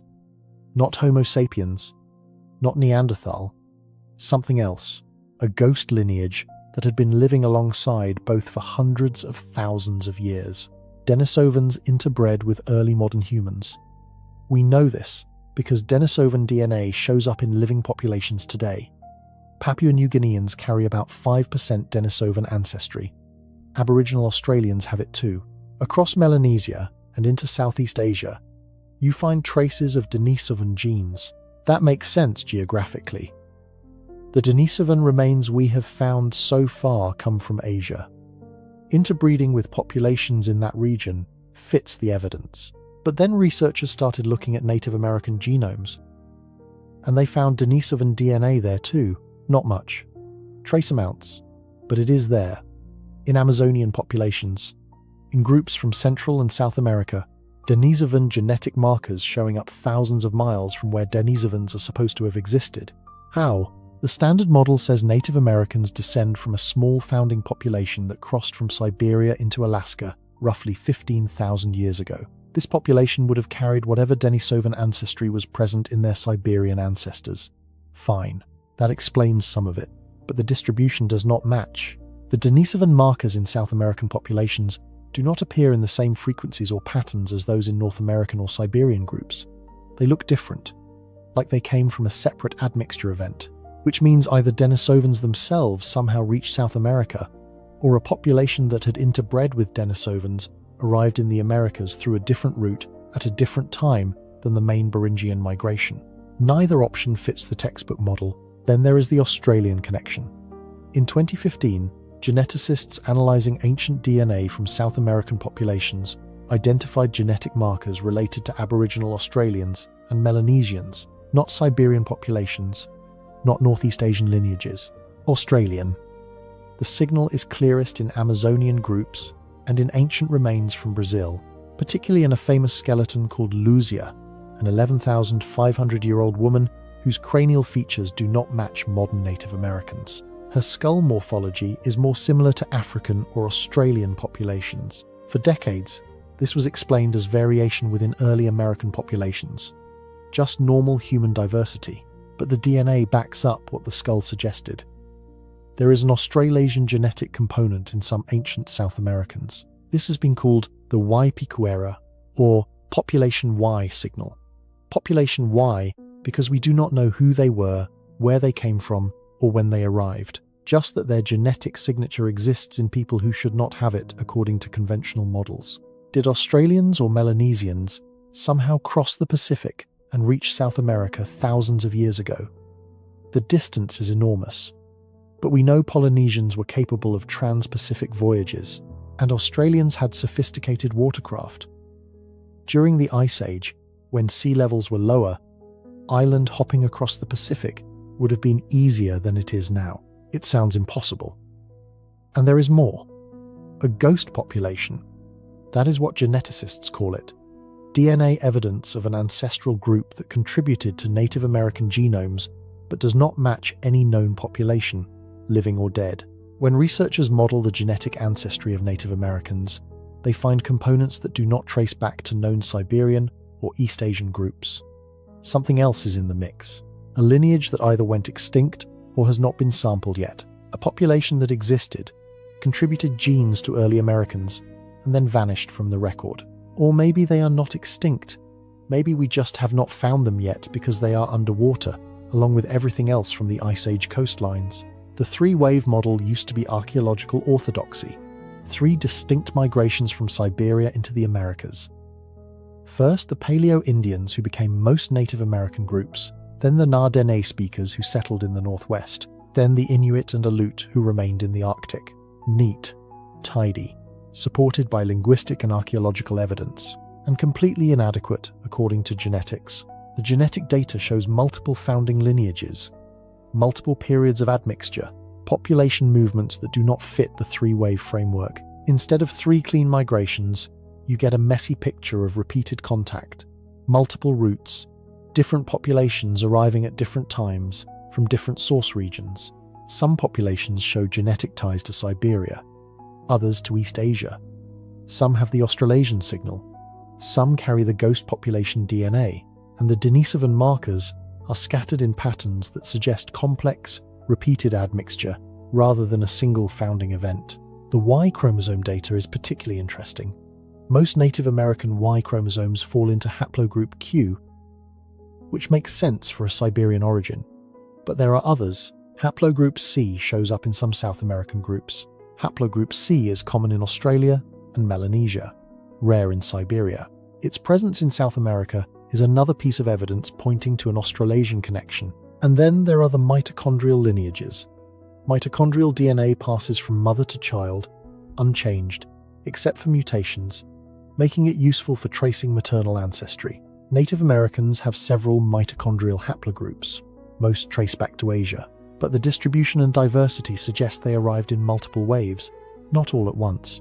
Academia has been slow to integrate these findings, really slow. The genetic papers get published in top journals. The data is solid, but textbooks still teach the Bering Strait migration as if it is the whole story. Museums still display maps showing a single route through the ice-free corridor. Why the resistance? Because genetics is demolishing the simple narrative. It is revealing a history far more complex than anyone anticipated. Multiple origins, multiple routes, multiple time periods. Populations we cannot identify mixing with populations we know. Ghost lineages.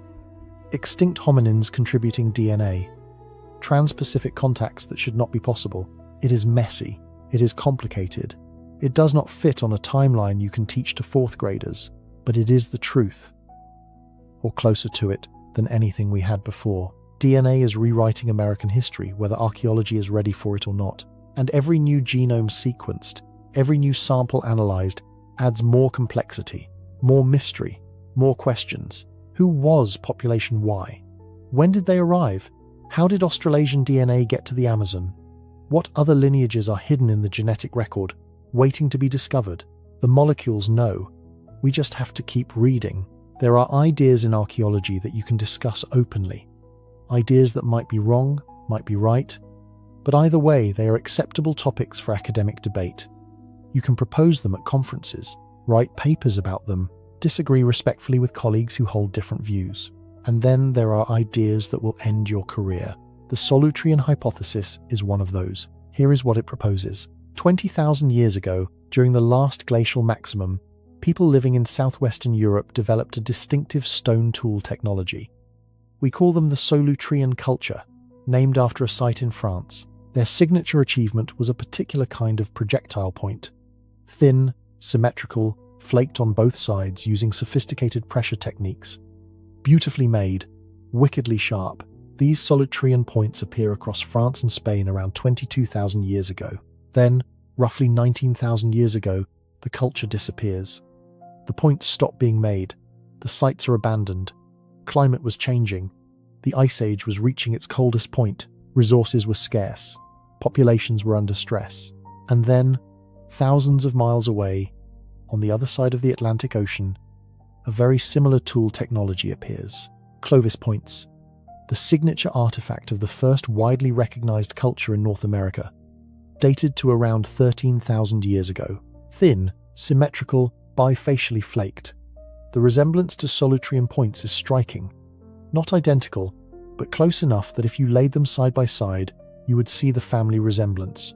So here is the hypothesis.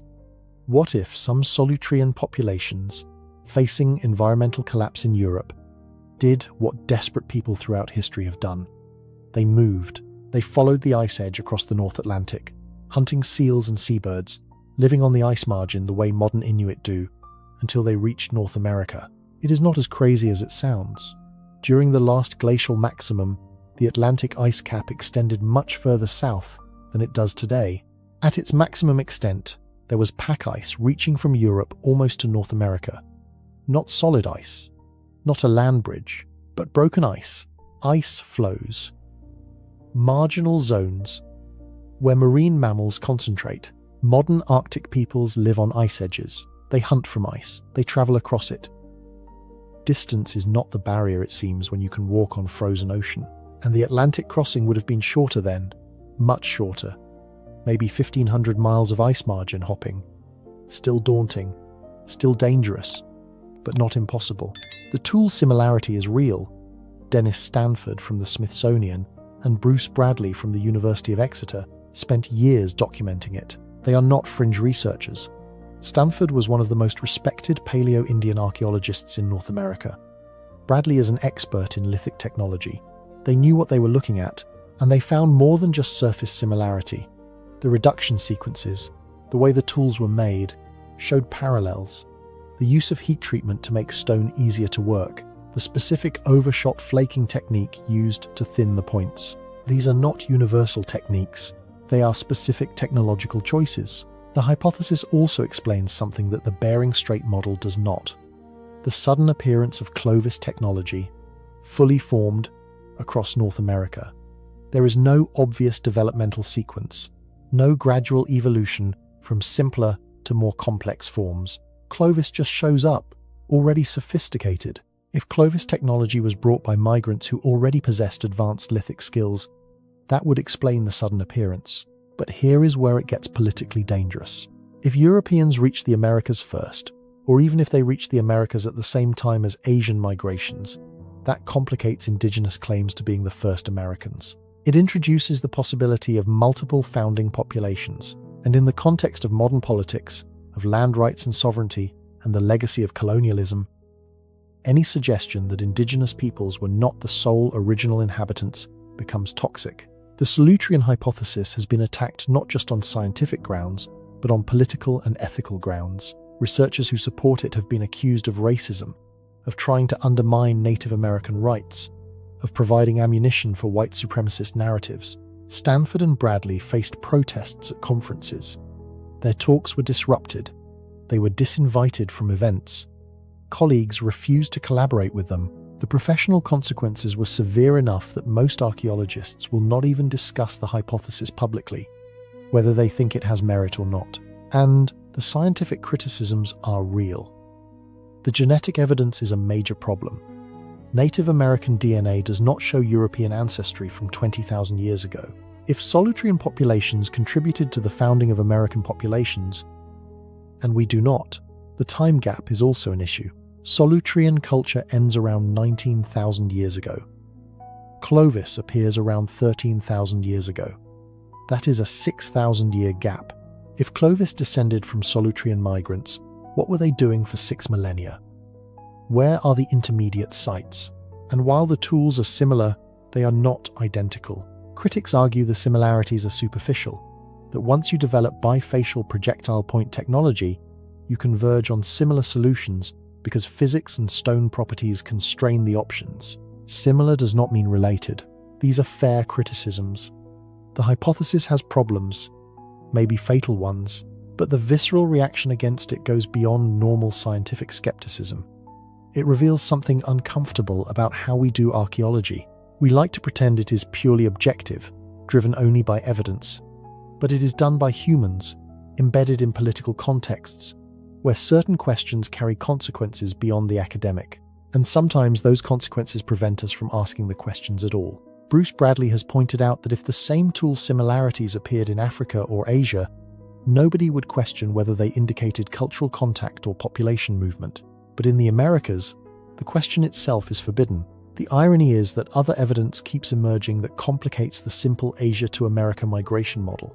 The Australasian DNA, the ghost populations, the pre-Clovis sites that push dates back before Clovis and before any ice-free corridor existed. All of this points to a more complex picture, with multiple migrations from multiple source regions. Why is an Atlantic migration less plausible than a Pacific one? Both require maritime capability.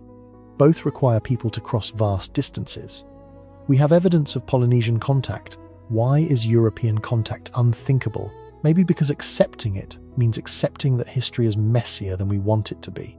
That there is no single origin story, no pure lineage, just waves of people moving, mixing, competing, surviving, and maybe because it means admitting that some questions cannot be asked without triggering conflicts that have nothing to do with archaeology and everything to do with present-day politics. The Solutrean hypothesis might be wrong. Probably is wrong given the genetic evidence. But the fact that it cannot be discussed openly, that researchers face professional destruction for even proposing it, tells us something troubling about the state of the field. Science is supposed to follow evidence wherever it leads, even when it is uncomfortable, even when it contradicts preferred narratives, even when the implications are politically inconvenient. But that only works if we are allowed to ask the questions. And right now, there are questions we are not allowed to ask. In 1875, a Danish naturalist named Peter Lund was exploring limestone caves near Lagoa Santa in southeastern Brazil. He was looking for fossils, animal bones, evidence of extinct Ice Age megafauna, and he found them. Giant sloths, ancient horses. But he also found something else. Human remains. Lots of them, buried in the cave sediments alongside the extinct animals. One skeleton in particular caught attention decades later. A woman buried 11,500 years ago. When Brazilian bioarchaeologist Walter Neves examined her skull in the 1990s, he noticed something strange. The cranial morphology did not match modern Native Americans. The skull longer and narrower. The features looked, for lack of a better word, African. They nicknamed her Luzia, after the famous Lucy fossil from Ethiopia. And Luzia became a problem, because if the first Americans came from Siberia and spread south, everyone should look roughly similar. Variations, sure, but the basic cranial structure should reflect Northeast Asian ancestry. That is what the migration model predicts. Luzia does not fit. Neither do several other ancient Brazilian skulls from the same period. They cluster morphologically with sub-Saharan Africans, Australian Aboriginals, and Melanesians, not with modern Native Americans, not with ancient or modern Northeast Asians. For years, this was explained away as population variation. Over time, that diversity was reduced, either through genetic drift or through being replaced by later migrations. Luzia represented a lineage that went extinct, plausible, until the genetic data came in, because Luzia's DNA and the DNA of other ancient South Americans with similar cranial features shows that Australasian signal. The population Y component, genetic markers that tie them to Aboriginal Australians and Melanesians, not to Siberian or East Asian populations. The morphology is not a coincidence. It reflects actual ancestry. So now, the question is not whether there is an Australian connection. The distance from Australia to South America is staggering. Over 8,000 miles of open Pacific Ocean. Even during the Ice Age, when sea levels were lower and more islands were exposed, it is an almost incomprehensible journey. But we know it is possible. Humans reached Australia at least 65,000 years ago, probably earlier. That required maritime capability. Watercraft, sophisticated enough to cross open ocean, because even at the lowest sea levels, there was never a land bridge to Australia. Getting there meant sailing out of sight of land, and once you have that capability, distance becomes a matter of time and determination rather than impossibility. The Pacific is not empty. Even now, there are islands, stepping stones. During the Ice Age, there were more of them, and along the way, currents and winds that could carry boats eastward. Not easily, not safely, but possibly. There is another piece of evidence that nobody quite knows what to do with. Rock art. In the Serra da Capivara region of Brazil, there are cave paintings that date back incredibly far. Some claims push them to 30,000 years or more, though the dating is disputed. But what is not disputed is the style. Some of these paintings look nothing like other ancient American rock art.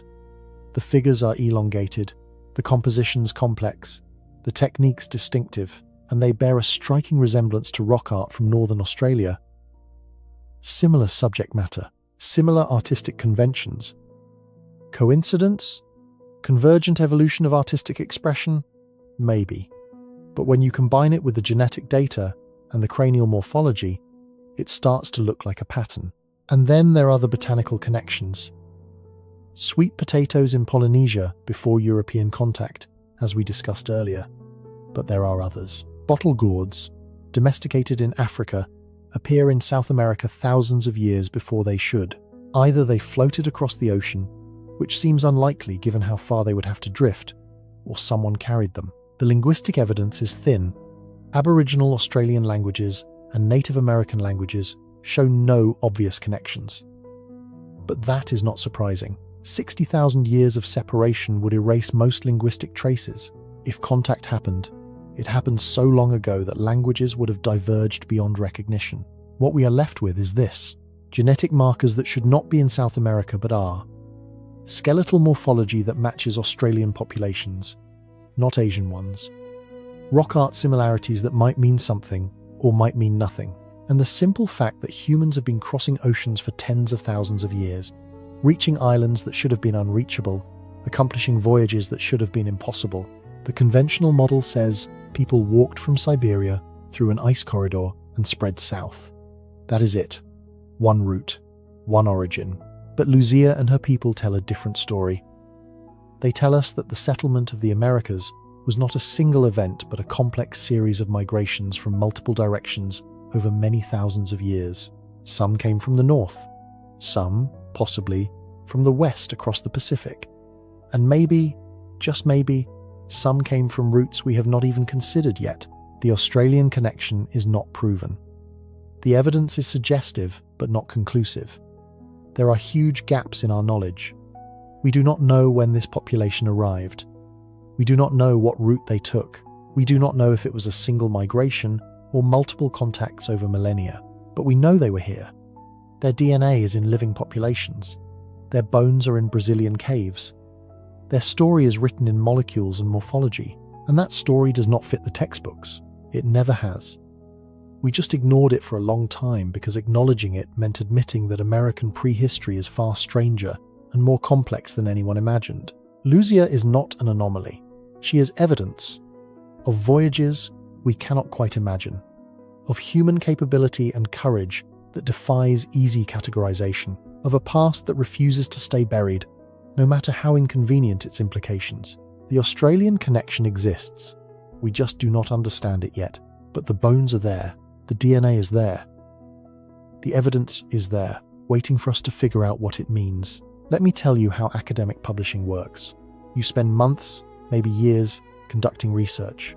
You analyze data, you write it up, then you submit your paper to a journal, and then you wait, because before your work gets published, it goes through peer review. Peer review is supposed to be the gold standard of scientific validation. Other experts in your field read your paper anonymously. They check your methods. They look for flaws in your reasoning. If they approve, your paper gets published. If they do not, it gets rejected. On paper, it is a system designed to maintain quality, to filter out bad science, to ensure that only solid, well-supported research makes it into the literature. In practice, it is a system that enforces orthodoxy, because here is what nobody tells you about peer review. The peers reviewing your work are not neutral observers. They are people with their own theories, their own publications, their own reputations invested in particular interpretations of the evidence. And if your research threatens those interpretations, if it challenges the consensus they helped build, they have every incentive to reject it, not through overt conspiracy, through the thousand small ways that bias operates, demanding standards of proof they do not apply to research that confirms the consensus, dismissing evidence as insufficient when it contradicts preferred models, raising methodological objections that were never raised for papers supporting mainstream views. The double standard is pervasive. When Monteverde was first submitted for publication, Tom Dillahay faced years of hostile peer review. Reviewers demanded additional evidence, additional dating, additional verification. Fair enough. It was an extraordinary claim. Pre-Clovis occupation of South America overturned decades of established thinking. Extraordinary claims require extraordinary evidence. But here is the thing. Clovis sites were never held to the same standard.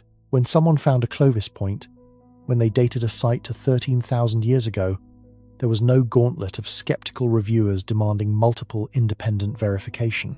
It fit the model, so it was accepted. The asymmetry reveals the game. Evidence that confirms the consensus gets a pass. Evidence that challenges it faces scrutiny so intense that it becomes almost impossible to publish. And publishing matters.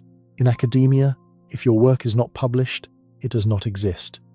You cannot get grants without publications. You cannot get tenure without publications. Your ideas cannot influence the field without publications. Peer review is not just quality control. It is the gate that determines whose ideas get heard, and the people holding that gate have strong incentives to keep it closed. Consider funding. Archaeological research is expensive.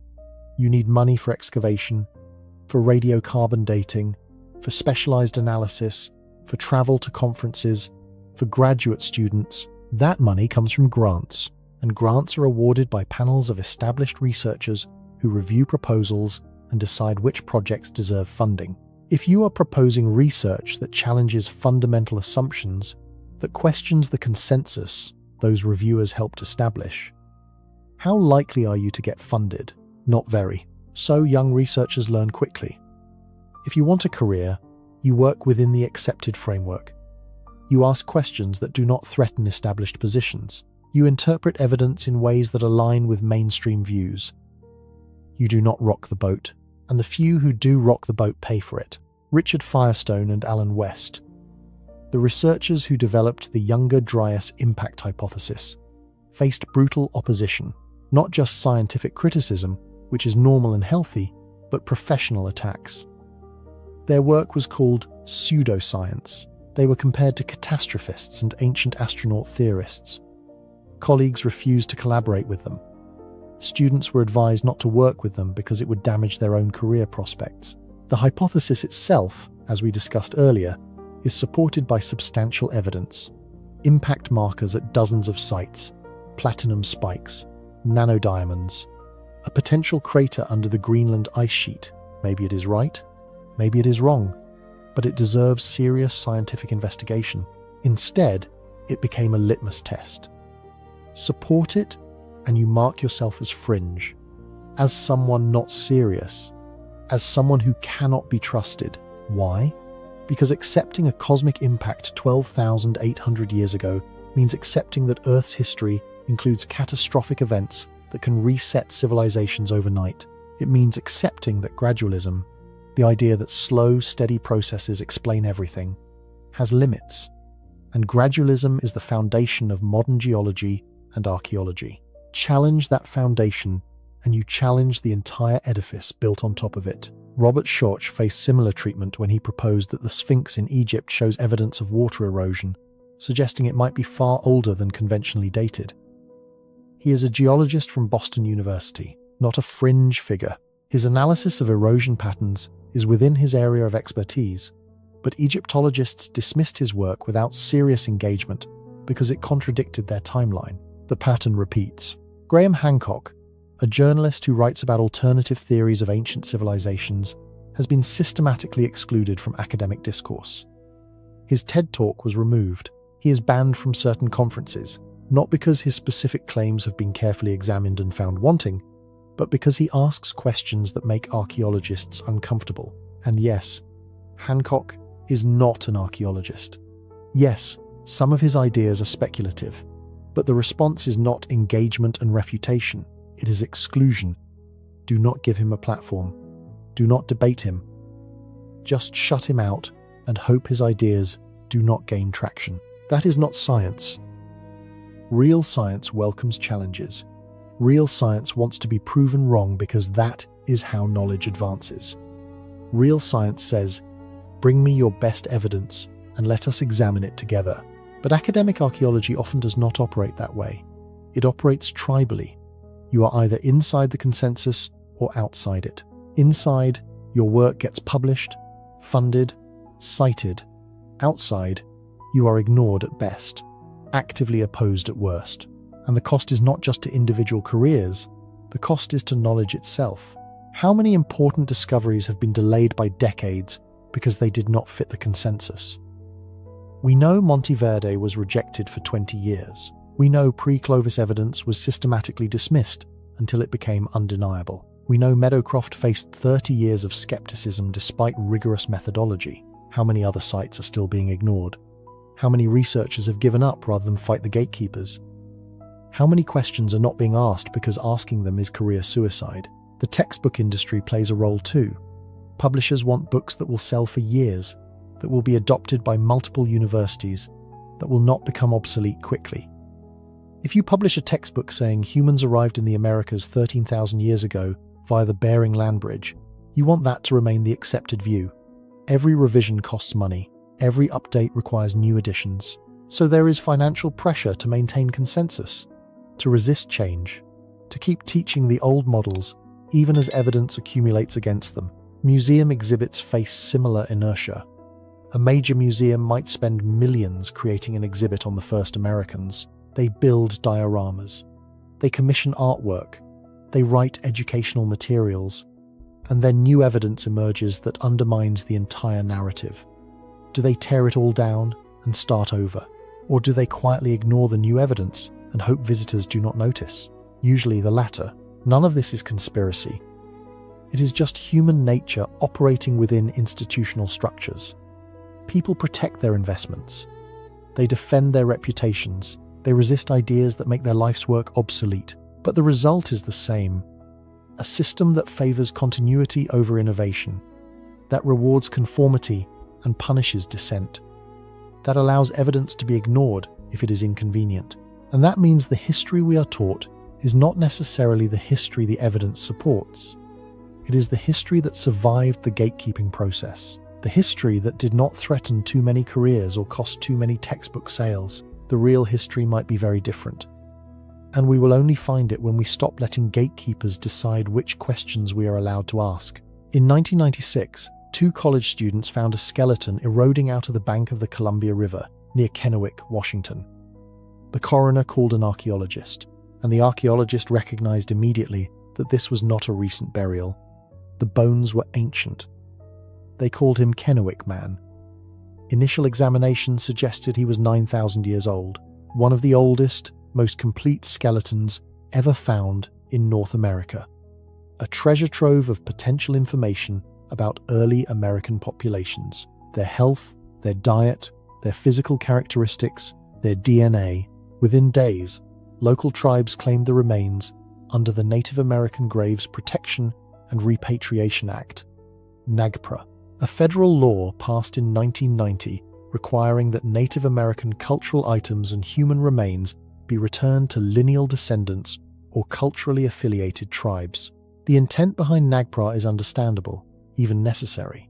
For over a century, museums and universities had treated Native American remains as scientific specimens. Thousands of bodies were dug up, catalogued, stored in boxes in museum basements. No consent, no respect. Just extraction for the sake of science and curiosity. NAGPRA was meant to correct that injustice, to give indigenous peoples control over their ancestors' remains. But Kennewick Man presented a problem. He was 9,000 years old. 9,000 years. Can you claim cultural affiliation to someone who died 90 centuries before your tribe existed in its current form? Before languages diverged? Before migration patterns were established? The tribe said yes. These are our lands. These are our ancestors. Scientists said, wait, we need to study this. We need to extract DNA, analyze isotopes, understand who this person was. 9,000-year-old skeletons are incredibly rare. This is a once-in-a-generation opportunity to learn about deep American history. The legal battle lasted 9 years. 9 years during which Kennewick Man sat in storage, mostly unstudied, while lawyers argued over who had the right to control him. Finally, in 2004, a court ruled that the tribes could not prove cultural affiliation and that scientists should be allowed limited study. They extracted DNA. They did isotope analysis. They documented his injuries, his diet, his probable lifestyle. And then in 2015, the DNA results came back. Kennewick Man was more closely related to modern Native Americans, specifically to the Colville tribes, than to any other population. In 2017, he was repatriated and reburied. The questions we might have answered with further study will never be answered now. Was justice served? Depends on who you ask. The tribes got their ancestor back. Scientists got some data, but not everything they wanted. And the public lost access to knowledge we will never recover. This is the tension at the heart of the repatriation wars. Nobody disputes that indigenous peoples have rights to their cultural heritage. Nobody defends the old model where scientists could excavate burial grounds without permission and keep remains indefinitely. But where do you draw the line? How old does a skeleton have to be before it stops belonging to any living group and starts belonging to human history in general? Spirit Caveman from Nevada was 10,600 years old, repatriated. Periku remains from Baja California, showing non-Native American cranial features, repatriated before full analysis could be completed. Ancient remains from the Channel Islands, repatriated. In each case, there were unanswered questions, genetic relationships that had not been fully explored, morphological features that did not match modern populations, potential evidence of population diversity or multiple migrations that could reshape our understanding. And in each case, that evidence was removed from scientific access before it could be fully studied. The concern is not just about individual skeletons. It is about pattern recognition. If ancient remains showing unusual features are systematically removed from study, we lose the ability to detect population diversity in early America. We lose evidence that might challenge single origin models. We lose data that could reveal complexity in the peopling of the Americas. And there is a political dimension that makes this even more fraught. Some ancient remains, like Kennewick Man before his DNA was analyzed, showed features that did not match modern Native Americans. They looked more Polynesian, or Australasian, or European. If those remains are allowed to be studied and publicized, they complicate narratives.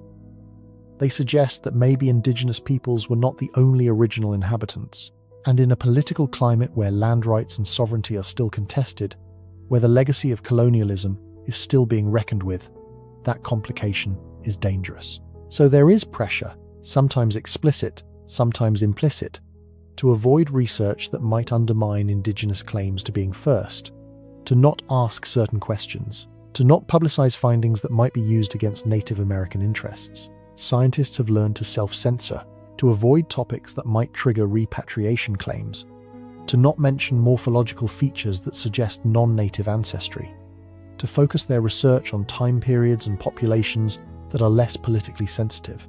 And again, both sides have legitimate concerns. Indigenous peoples have been exploited by science for centuries, their graves robbed, their ancestors displayed in museums like curiosities, their spiritual beliefs ignored. NAGPRA was necessary to correct that. But does correcting past injustice require preventing future knowledge?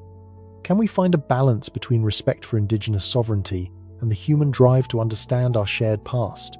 Some tribes have found middle ground, allowing limited study before reburial, collaborating with researchers, participating in the interpretation of findings. These partnerships can work when there is mutual respect and shared goals. But other cases end with remains reburied and questions unanswered, knowledge lost, and a growing sense that some truths about American prehistory may be permanently out of reach, not because the evidence does not exist, but because we have decided, collectively, that some questions are too dangerous to ask. Maybe that is the right choice.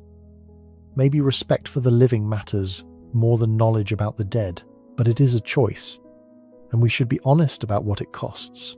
Walk into the National Museum of Natural History in Washington. Head to the Hall of Human Origins. Look at the exhibits on the peopling of the Americas. You will see a familiar story. Ice Age hunters crossing the Bering Land Bridge, following mammoths south through an ice-free corridor. Arriving around 13,000 years ago, the Clovis culture spreading across 2 continents. Clean narrative, well presented, beautifully illustrated, and incomplete. What you will not see are the 18,000 Native American artifacts sitting in storage facilities beneath and around that museum. 18,000. Items that never make it to public view, some because there is simply not enough display space, but others because they are problematic, because they raise questions the museum is not prepared to answer. You will not see exhibits on Huiatlaco, or the Ceruti mastodon site, or the ongoing debate about pre-Clovis occupation, you will not see displays acknowledging that the Bering Strait model has serious gaps, that genetic evidence points to multiple migrations, that underwater archaeology might completely rewrite the timeline. Museums are not neutral spaces. They tell stories, and the stories they choose to tell are shaped by politics, by funding, by institutional relationships, by the desire to avoid controversy. The Smithsonian has extensive collections from sites that challenge mainstream narratives. They have materials from Meadowcroft, from Cactus Hill, from other pre-Clovis locations. Researchers can access these collections if they jump through enough hoops. But the general public, they get the simplified version, the version that does not raise uncomfortable questions. And it is not just the Smithsonian. Museums across the country face the same pressures. They rely on relationships with indigenous communities. They want to be respectful, to avoid repeating the colonial practices of the past, when museums displayed native remains and sacred objects without permission. So they self-censor. They avoid topics that might offend. They present the history that everyone can agree on and quietly omit the parts that spark conflict. The result is that museum visitors get a sanitized version of American prehistory. They see arrowheads and pottery. They read about buffalo hunts and maize cultivation. They learn about the diversity of native cultures. All true. All important. But incomplete. What about the evidence that does not fit? What about the bones that look wrong? The dates that are too old? The genetic markers that should not be there? That stays in storage, or gets mentioned in academic publications that no museum visitor will ever read. Curators know this. Many of them are frustrated by it. They want to present the full complexity of the evidence. They want exhibits that reflect current research, that acknowledge uncertainty, that show science as an ongoing process of discovery rather than a settled body of facts. But museum leadership is risk-averse. Exhibits cost millions to design and install. They need to last for years, sometimes decades. Donors do not want to fund displays that will be outdated or controversial. School groups need simple narratives that teachers can use, and Indigenous advisory boards have input on how their history is presented. All of these pressures push toward consensus, toward the safest, least controversial story. So museums become echo chambers. They reinforce what people already believe about the past, rather than challenging them to think differently. They present archaeology as settled science when it is anything but. And the silence is not just about what is not displayed, it is about what is not discussed. Museum programs, lectures, educational materials all tend to avoid the contentious topics. The Solutrean hypothesis? Never mentioned. The Younger Dryas impact? Barely acknowledged. Ancient DNA showing Australasian connections? Too complicated for general audiences. The irony is that people are hungry for this complexity. Look at the popularity of alternative history documentaries, of podcasts exploring ancient mysteries, of books questioning mainstream narratives. The audience exists. They want to engage with difficult questions, but museums stick to safe ground. And in doing so, they cede the controversial territory to pseudoscientists and conspiracy theorists. When legitimate institutions refuse to address evidence that challenges the consensus, people turn to illegitimate sources. Maybe museums cannot solve this problem alone. Maybe the issue is deeper, rooted in how we fund and structure public education about the past. But the silence remains, and what you do not see in a museum tells its own story. A story about which questions we are willing to ask in public, and which ones we keep locked in storage, gathering dust, waiting for a time when we are brave enough to bring them into the light. There is a rhythm to human civilizations, a pattern that repeats across time and geography. Rise, flourish, decline, collapse, and then, if conditions allow, rise again. We see it everywhere. In Mesopotamia, in the Indus Valley, in Egypt, in Rome. Civilizations that seemed permanent, unshakable, until suddenly they were not. And in the Americas, the pattern holds. Consider the Clovis culture. For a brief moment in archaeological time, roughly 300 years, around 13,000 years ago, a distinctive technology spread across North America. Those beautiful bifacial points we talked about earlier, standardized, recognizable, found from coast to coast, and then Right at the Younger Dryas boundary, they vanish. Not gradually, not through slow evolution into something else.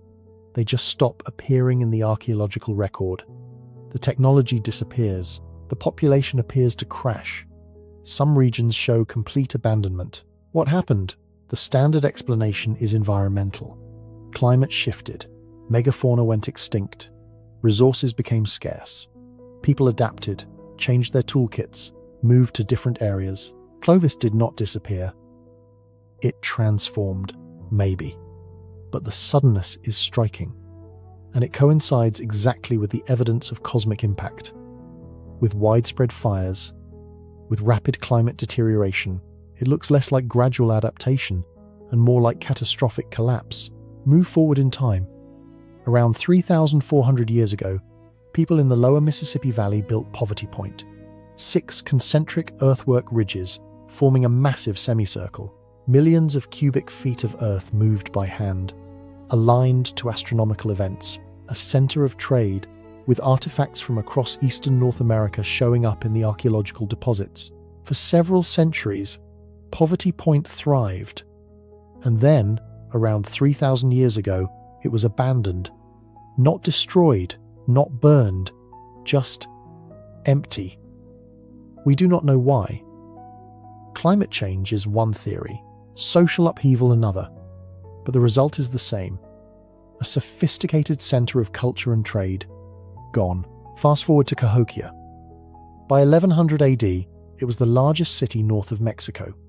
40,000 people, massive earthen pyramids, astronomical alignments, a plaza that could hold thousands for ceremonies, trade networks stretching from the Gulf Coast to the Great Lakes, a true urban center, permanent, or so it seemed. By 1300 AD, Cahokia was deserted. Within 200 years, one of the greatest cities in the pre-Columbian Americas went from peak population to abandonment. Again, we have theories: environmental degradation, deforestation leading to erosion and flooding, political instability. The pattern repeats in the southwest. Chaco Canyon, an architectural marvel. Multi-story great houses, roads connecting outlying communities. Evidence of astronomical knowledge, thriving from around 800 AD to 1200 AD. Then abandonment. The great houses empty. The roads leading nowhere. A civilization that seemed to be building towards something greater, suddenly gone. Mesa Verde. Built with incredible effort, carved into canyon walls, occupied for less than a century before being abandoned around 1300 AD. Why build such elaborate, defensible structures only to leave them? We see this over and over, not just in North America, throughout Mesoamerica. The Maya, multiple cycles of rise and collapse across different city-states at different times. Teotihuacan, Tula, Monte Alban. Each one flowering, each one falling, and each time, the collapse seems to happen faster than the rise. It takes centuries to build a civilization. Generations of accumulated knowledge, infrastructure, social organization, but it can unravel in decades. Why? Some collapses have obvious triggers: drought, disease, conquest. But others seem to happen without external cause. Internal contradictions, systems that grow too complex, too fragile, too dependent on specific conditions. And when those conditions change, the whole structure comes apart. Or maybe there is something deeper, a ceiling on how large, how complex, how stable a pre-industrial civilization can become. Resources run out, populations exceed carrying capacity, social tensions build until they fracture the whole. And in the Americas, there is another factor: the memory of catastrophe. The Younger Dryas event 12,800 years ago was not that long ago in terms of cultural memory. Indigenous oral traditions preserve stories of world-ending floods, of fire from the sky, of times when everything changed suddenly and terribly. Maybe civilizations in the Americas never fully committed to permanence because they knew, at some level, that permanence is an illusion, that the earth can shake, the climate can shift, the megafauna can vanish, the world can end and begin again. So they built. But they also prepared to move. They created knowledge systems that could survive without writing, that could be carried in memory, that did not depend on libraries or monuments. They developed cultures that could collapse and reform, disperse and reaggregate, not because they were primitive, because they were realistic, because they understood something we are only now relearning: that stability is temporary, that systems fail, that the unexpected happens, and when it does, survival goes to those who can adapt, who can rebuild, who can carry their knowledge in forms that outlast stone and mortar. Looking at the cycles of American civilizations, you see resilience, not in the sense of never falling, but in the sense of falling and rising again, of building, abandoning, building somewhere else, of maintaining cultural continuity even as specific sites and centers come and go. That is not failure. That is survival strategy, refined over millennia. And maybe, as we face our own environmental challenges, our own resource constraints, our own questions about sustainability, we could learn something from those cycles. Nothing lasts forever. Every rise contains the seeds of decline. Every civilization builds on the ruins of what came before.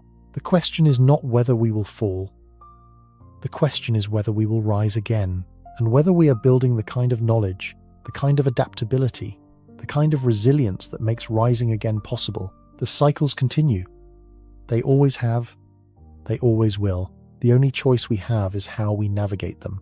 Imagine walking into a library, a vast library containing thousands of years of accumulated knowledge, agricultural techniques refined across centuries, medical treatments discovered through observation, astronomical knowledge encoded in oral tradition, engineering principles proven through practice, stories that preserve history, ecology, geography.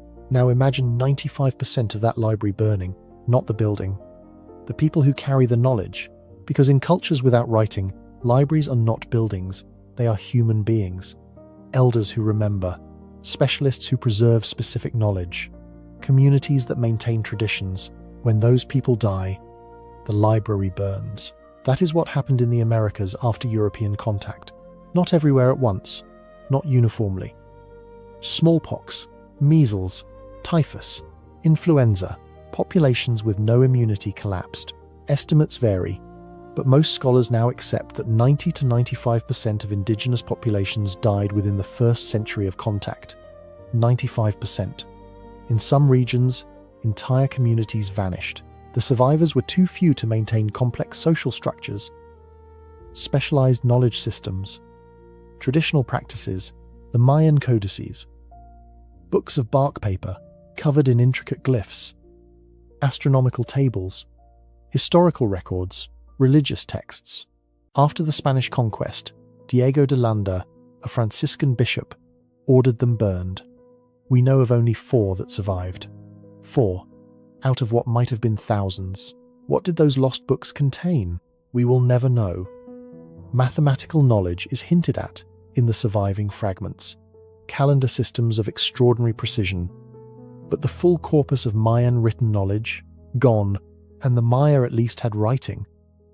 Most American cultures relied on oral tradition, knowledge keepers who memorized vast amounts of information, stories that contained practical knowledge disguised as myth, poems that preserved genealogies, territorial boundaries, resource locations. When the knowledge keepers died, that information died with them.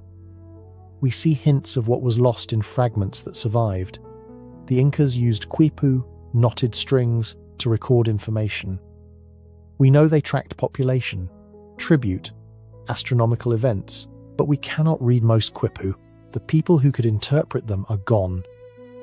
Indigenous farming knowledge, techniques for growing crops in marginal environments, understanding of plant genetics bred through millennia of observation, methods of soil management that created terra preta. Most of that knowledge is lost. Some survived.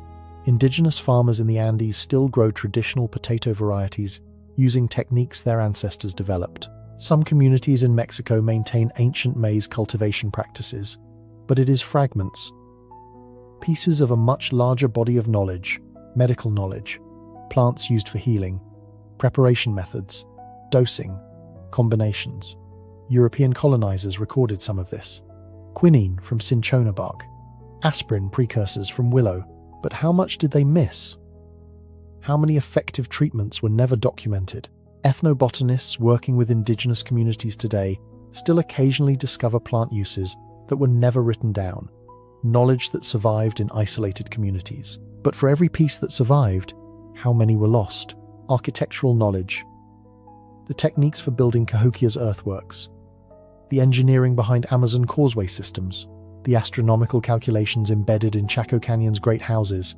Some can be reverse engineered, but the principles, the methods, the accumulated experience. Linguistic diversity. At contact, the Americas had thousands of languages, each one a unique way of organizing thought, of categorizing the world. Hundreds have gone extinct. More are critically endangered, spoken by only a handful of elders.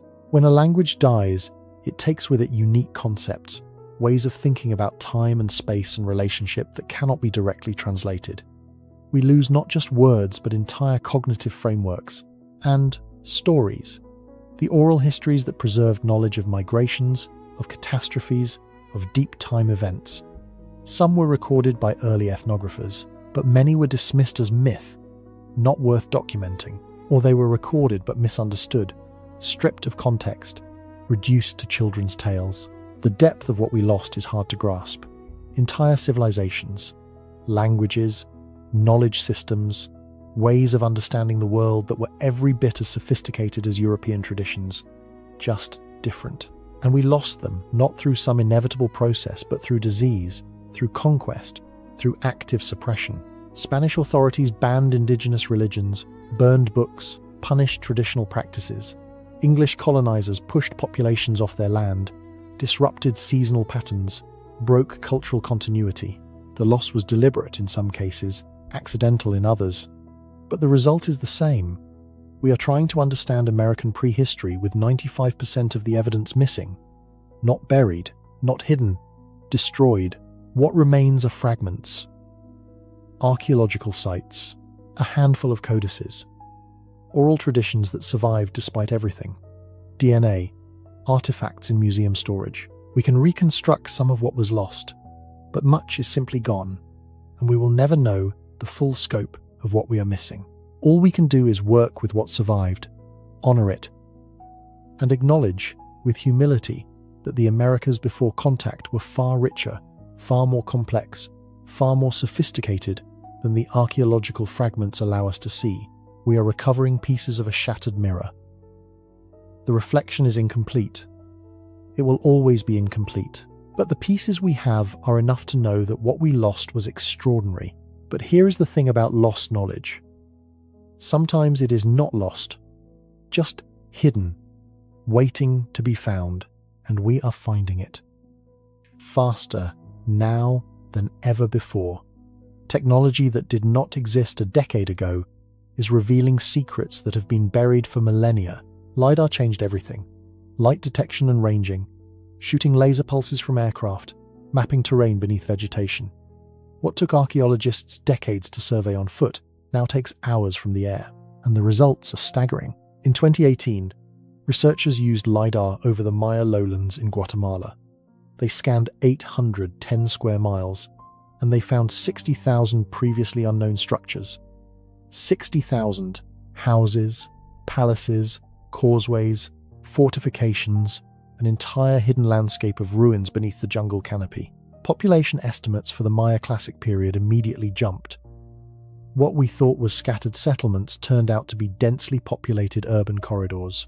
The civilization was larger, more complex, more interconnected than anyone imagined, and that was just Guatemala. LiDAR surveys are revealing similar discoveries across the Amazon, in Honduras, in Mexico. Every survey finds more. Earthworks, roads, agricultural systems. The jungle is giving up its secrets. Ancient DNA technology improves every year. We can now extract genetic material from bones that are thousands of years old, from teeth, from sediment in caves where no bones survived. We can sequence entire genomes from tiny samples, and each new genome adds pieces to the puzzle. The Australasian signal in South American populations was only discovered in 2015. The ghost population evidence is even newer. As more ancient DNA gets sequenced, we will find more surprises, more lineages that do not fit the models, more evidence of complexity we never suspected. Underwater archaeology is finally becoming feasible. Remotely operated vehicles can survey the continental shelf, map submerged landscapes, identify sites without sending divers down. Side-scan sonar can distinguish human-made features from natural geology. Sediment cores can be radiocarbon dated to establish when areas were above water.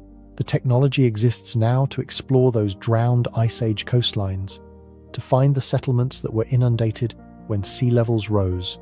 We are only just beginning that work. But the discoveries will come. Sites that push dates back, evidence of maritime adaptation. Even satellite imagery keeps revealing new sites. Temperature differences between buried structures and surrounding soil show up in thermal imaging. Ground-penetrating radar can map subsurface features without excavation. Magnetometry detects buried artifacts. Every year brings new techniques, new ways of seeing what was always there but invisible to earlier generations of researchers. And the academic climate is shifting. Slowly, resistance to pre-Clovis evidence has mostly collapsed. Researchers are more willing to question old models, to follow evidence even when it contradicts consensus. Young archaeologists coming up now did not build careers on Clovis first. They have no investment in defending it. They are free to ask questions their predecessors could not. Indigenous communities are increasingly involved in archaeological research. Collaborative projects where traditional knowledge and scientific methods work together are producing insights neither could achieve alone. Oral traditions guiding excavations, DNA studies conducted with community consent and input, a more complete picture emerging from multiple ways of knowing. The story of the first Americans is not finished. It is being rewritten, month by month, discovery by discovery. And the new story is far richer than the old one, more complex, more human, more true. We do not have all the answers yet. We may never have all the answers, but we are asking better questions. And every question answered reveals 10 more waiting to be explored. The past is not dead. It is not even past. It is alive in DNA, in soil layers, in submerged forests, in stories still being told, and it is speaking to us. If we listen, so who were they? These first Americans, these people who crossed oceans and ice sheets, who survived catastrophes and built civilizations, who domesticated plants and engineered landscapes and remembered for 10,000 years. They were not primitive. That word needs to be retired. It implies simplicity, lack of sophistication, crude survival, and nothing about the evidence supports that. They were innovators. They took teosinte and turned it into corn. They created soil that is still fertile thousands of years later. They built cities in the Amazon and astronomical observatories in the desert. They navigated by stars across thousands of miles of open ocean. They were survivors. They lived through the Younger Dryas, through rapid climate shifts that would challenge modern civilization. They watched megafauna go extinct and adapted. They saw sea levels rise and moved. They faced catastrophe after catastrophe and persisted. They were engineers. The earthworks of the Mississippi Valley, the causeways of Bolivia, the hydraulic systems of the Amazon, these required planning, mathematics, coordinated labor, multi-generational thinking. The same qualities we attribute to the builders of pyramids and aqueducts elsewhere in the world. They were scientists. Not in the modern sense, but in the fundamental sense. They observed. They experimented. They passed down knowledge. They understood genetics well enough to domesticate dozens of plants. They understood astronomy well enough to track celestial cycles. They understood ecology well enough to manage forests. And they were human. Fully, completely human. With the same capacity for brilliance and foolishness, for cooperation and conflict, for creation and destruction that characterizes our species everywhere. The myth of the primitive savage, living in harmony with nature, passive and unchanging, is as false as the myth of the empty wilderness waiting to be civilized. Both myths serve purposes. Both flatten the reality. The reality is complicated. Indigenous Americans shaped their environments. They built and abandoned cities. They warred and traded. They succeeded and failed. They were diverse, dynamic. And when Europeans arrived, when disease devastated populations, when conquest disrupted cultures, what survived was resilience, the ability to adapt, to preserve core knowledge through catastrophe. That resilience did not come from nowhere. It was refined over thousands of years of facing challenges that would have broken lesser peoples. Ice ages, impacts, floods, droughts, collapses. They survived because they were strong, adaptable, because they built systems that could survive fragmentation, because they valued knowledge that could be carried in memory, in stories, in practices that did not require monuments or texts. We are only now beginning to appreciate the sophistication of what they built and what they represent, not a romantic past to idealize, but a practical demonstration of human capability under extreme conditions. They were us, facing impossible odds, finding ways to survive, to thrive, to pass something forward, and they succeeded. Against everything, they are still here. How much is still buried? How many sites lie beneath jungle, beneath desert, beneath parking lots and shopping malls? How many were destroyed before we knew to look for them? What is underwater? What settlements? What artifacts? What evidence sits on the continental shelf, covered by sediment, waiting for technology to catch up with curiosity? What do the elders still remember? What stories are being told in indigenous communities, dismissed as myth by outsiders, that actually preserve real history? How much knowledge exists in oral tradition that has never been recorded, never been taken seriously? What is in museum storage? What artifacts sit in boxes, catalogued but never studied, because they do not fit current models, or because nobody has funding to analyze them? What DNA sequences have not been run yet? What ancient remains could still yield genetic information if we asked permission? If we developed relationships? If we approached the work with respect? What languages are dying? What unique ways of thinking about time, space, relationship are about to vanish with the last speakers? What knowledge is embedded in vocabulary we are about to lose? I do not have answers. Just better questions than I started with. And maybe that is enough. Maybe asking better questions is how we move forward, how we get closer to truth, even if we never fully arrive. The story of ancient America is not over. Every layer excavated, every genome sequenced, every oral tradition recorded adds pieces. The picture gets clearer, more complex, more human. There is so much we will never know. So much lost to time, to catastrophe, to deliberate destruction. But what remains is enough to know we have barely scratched the surface. The mysteries remain, the questions multiply, and the journey continues. If this resonated with you, if it made you see the past differently, keep asking questions. And I will see you in the next one.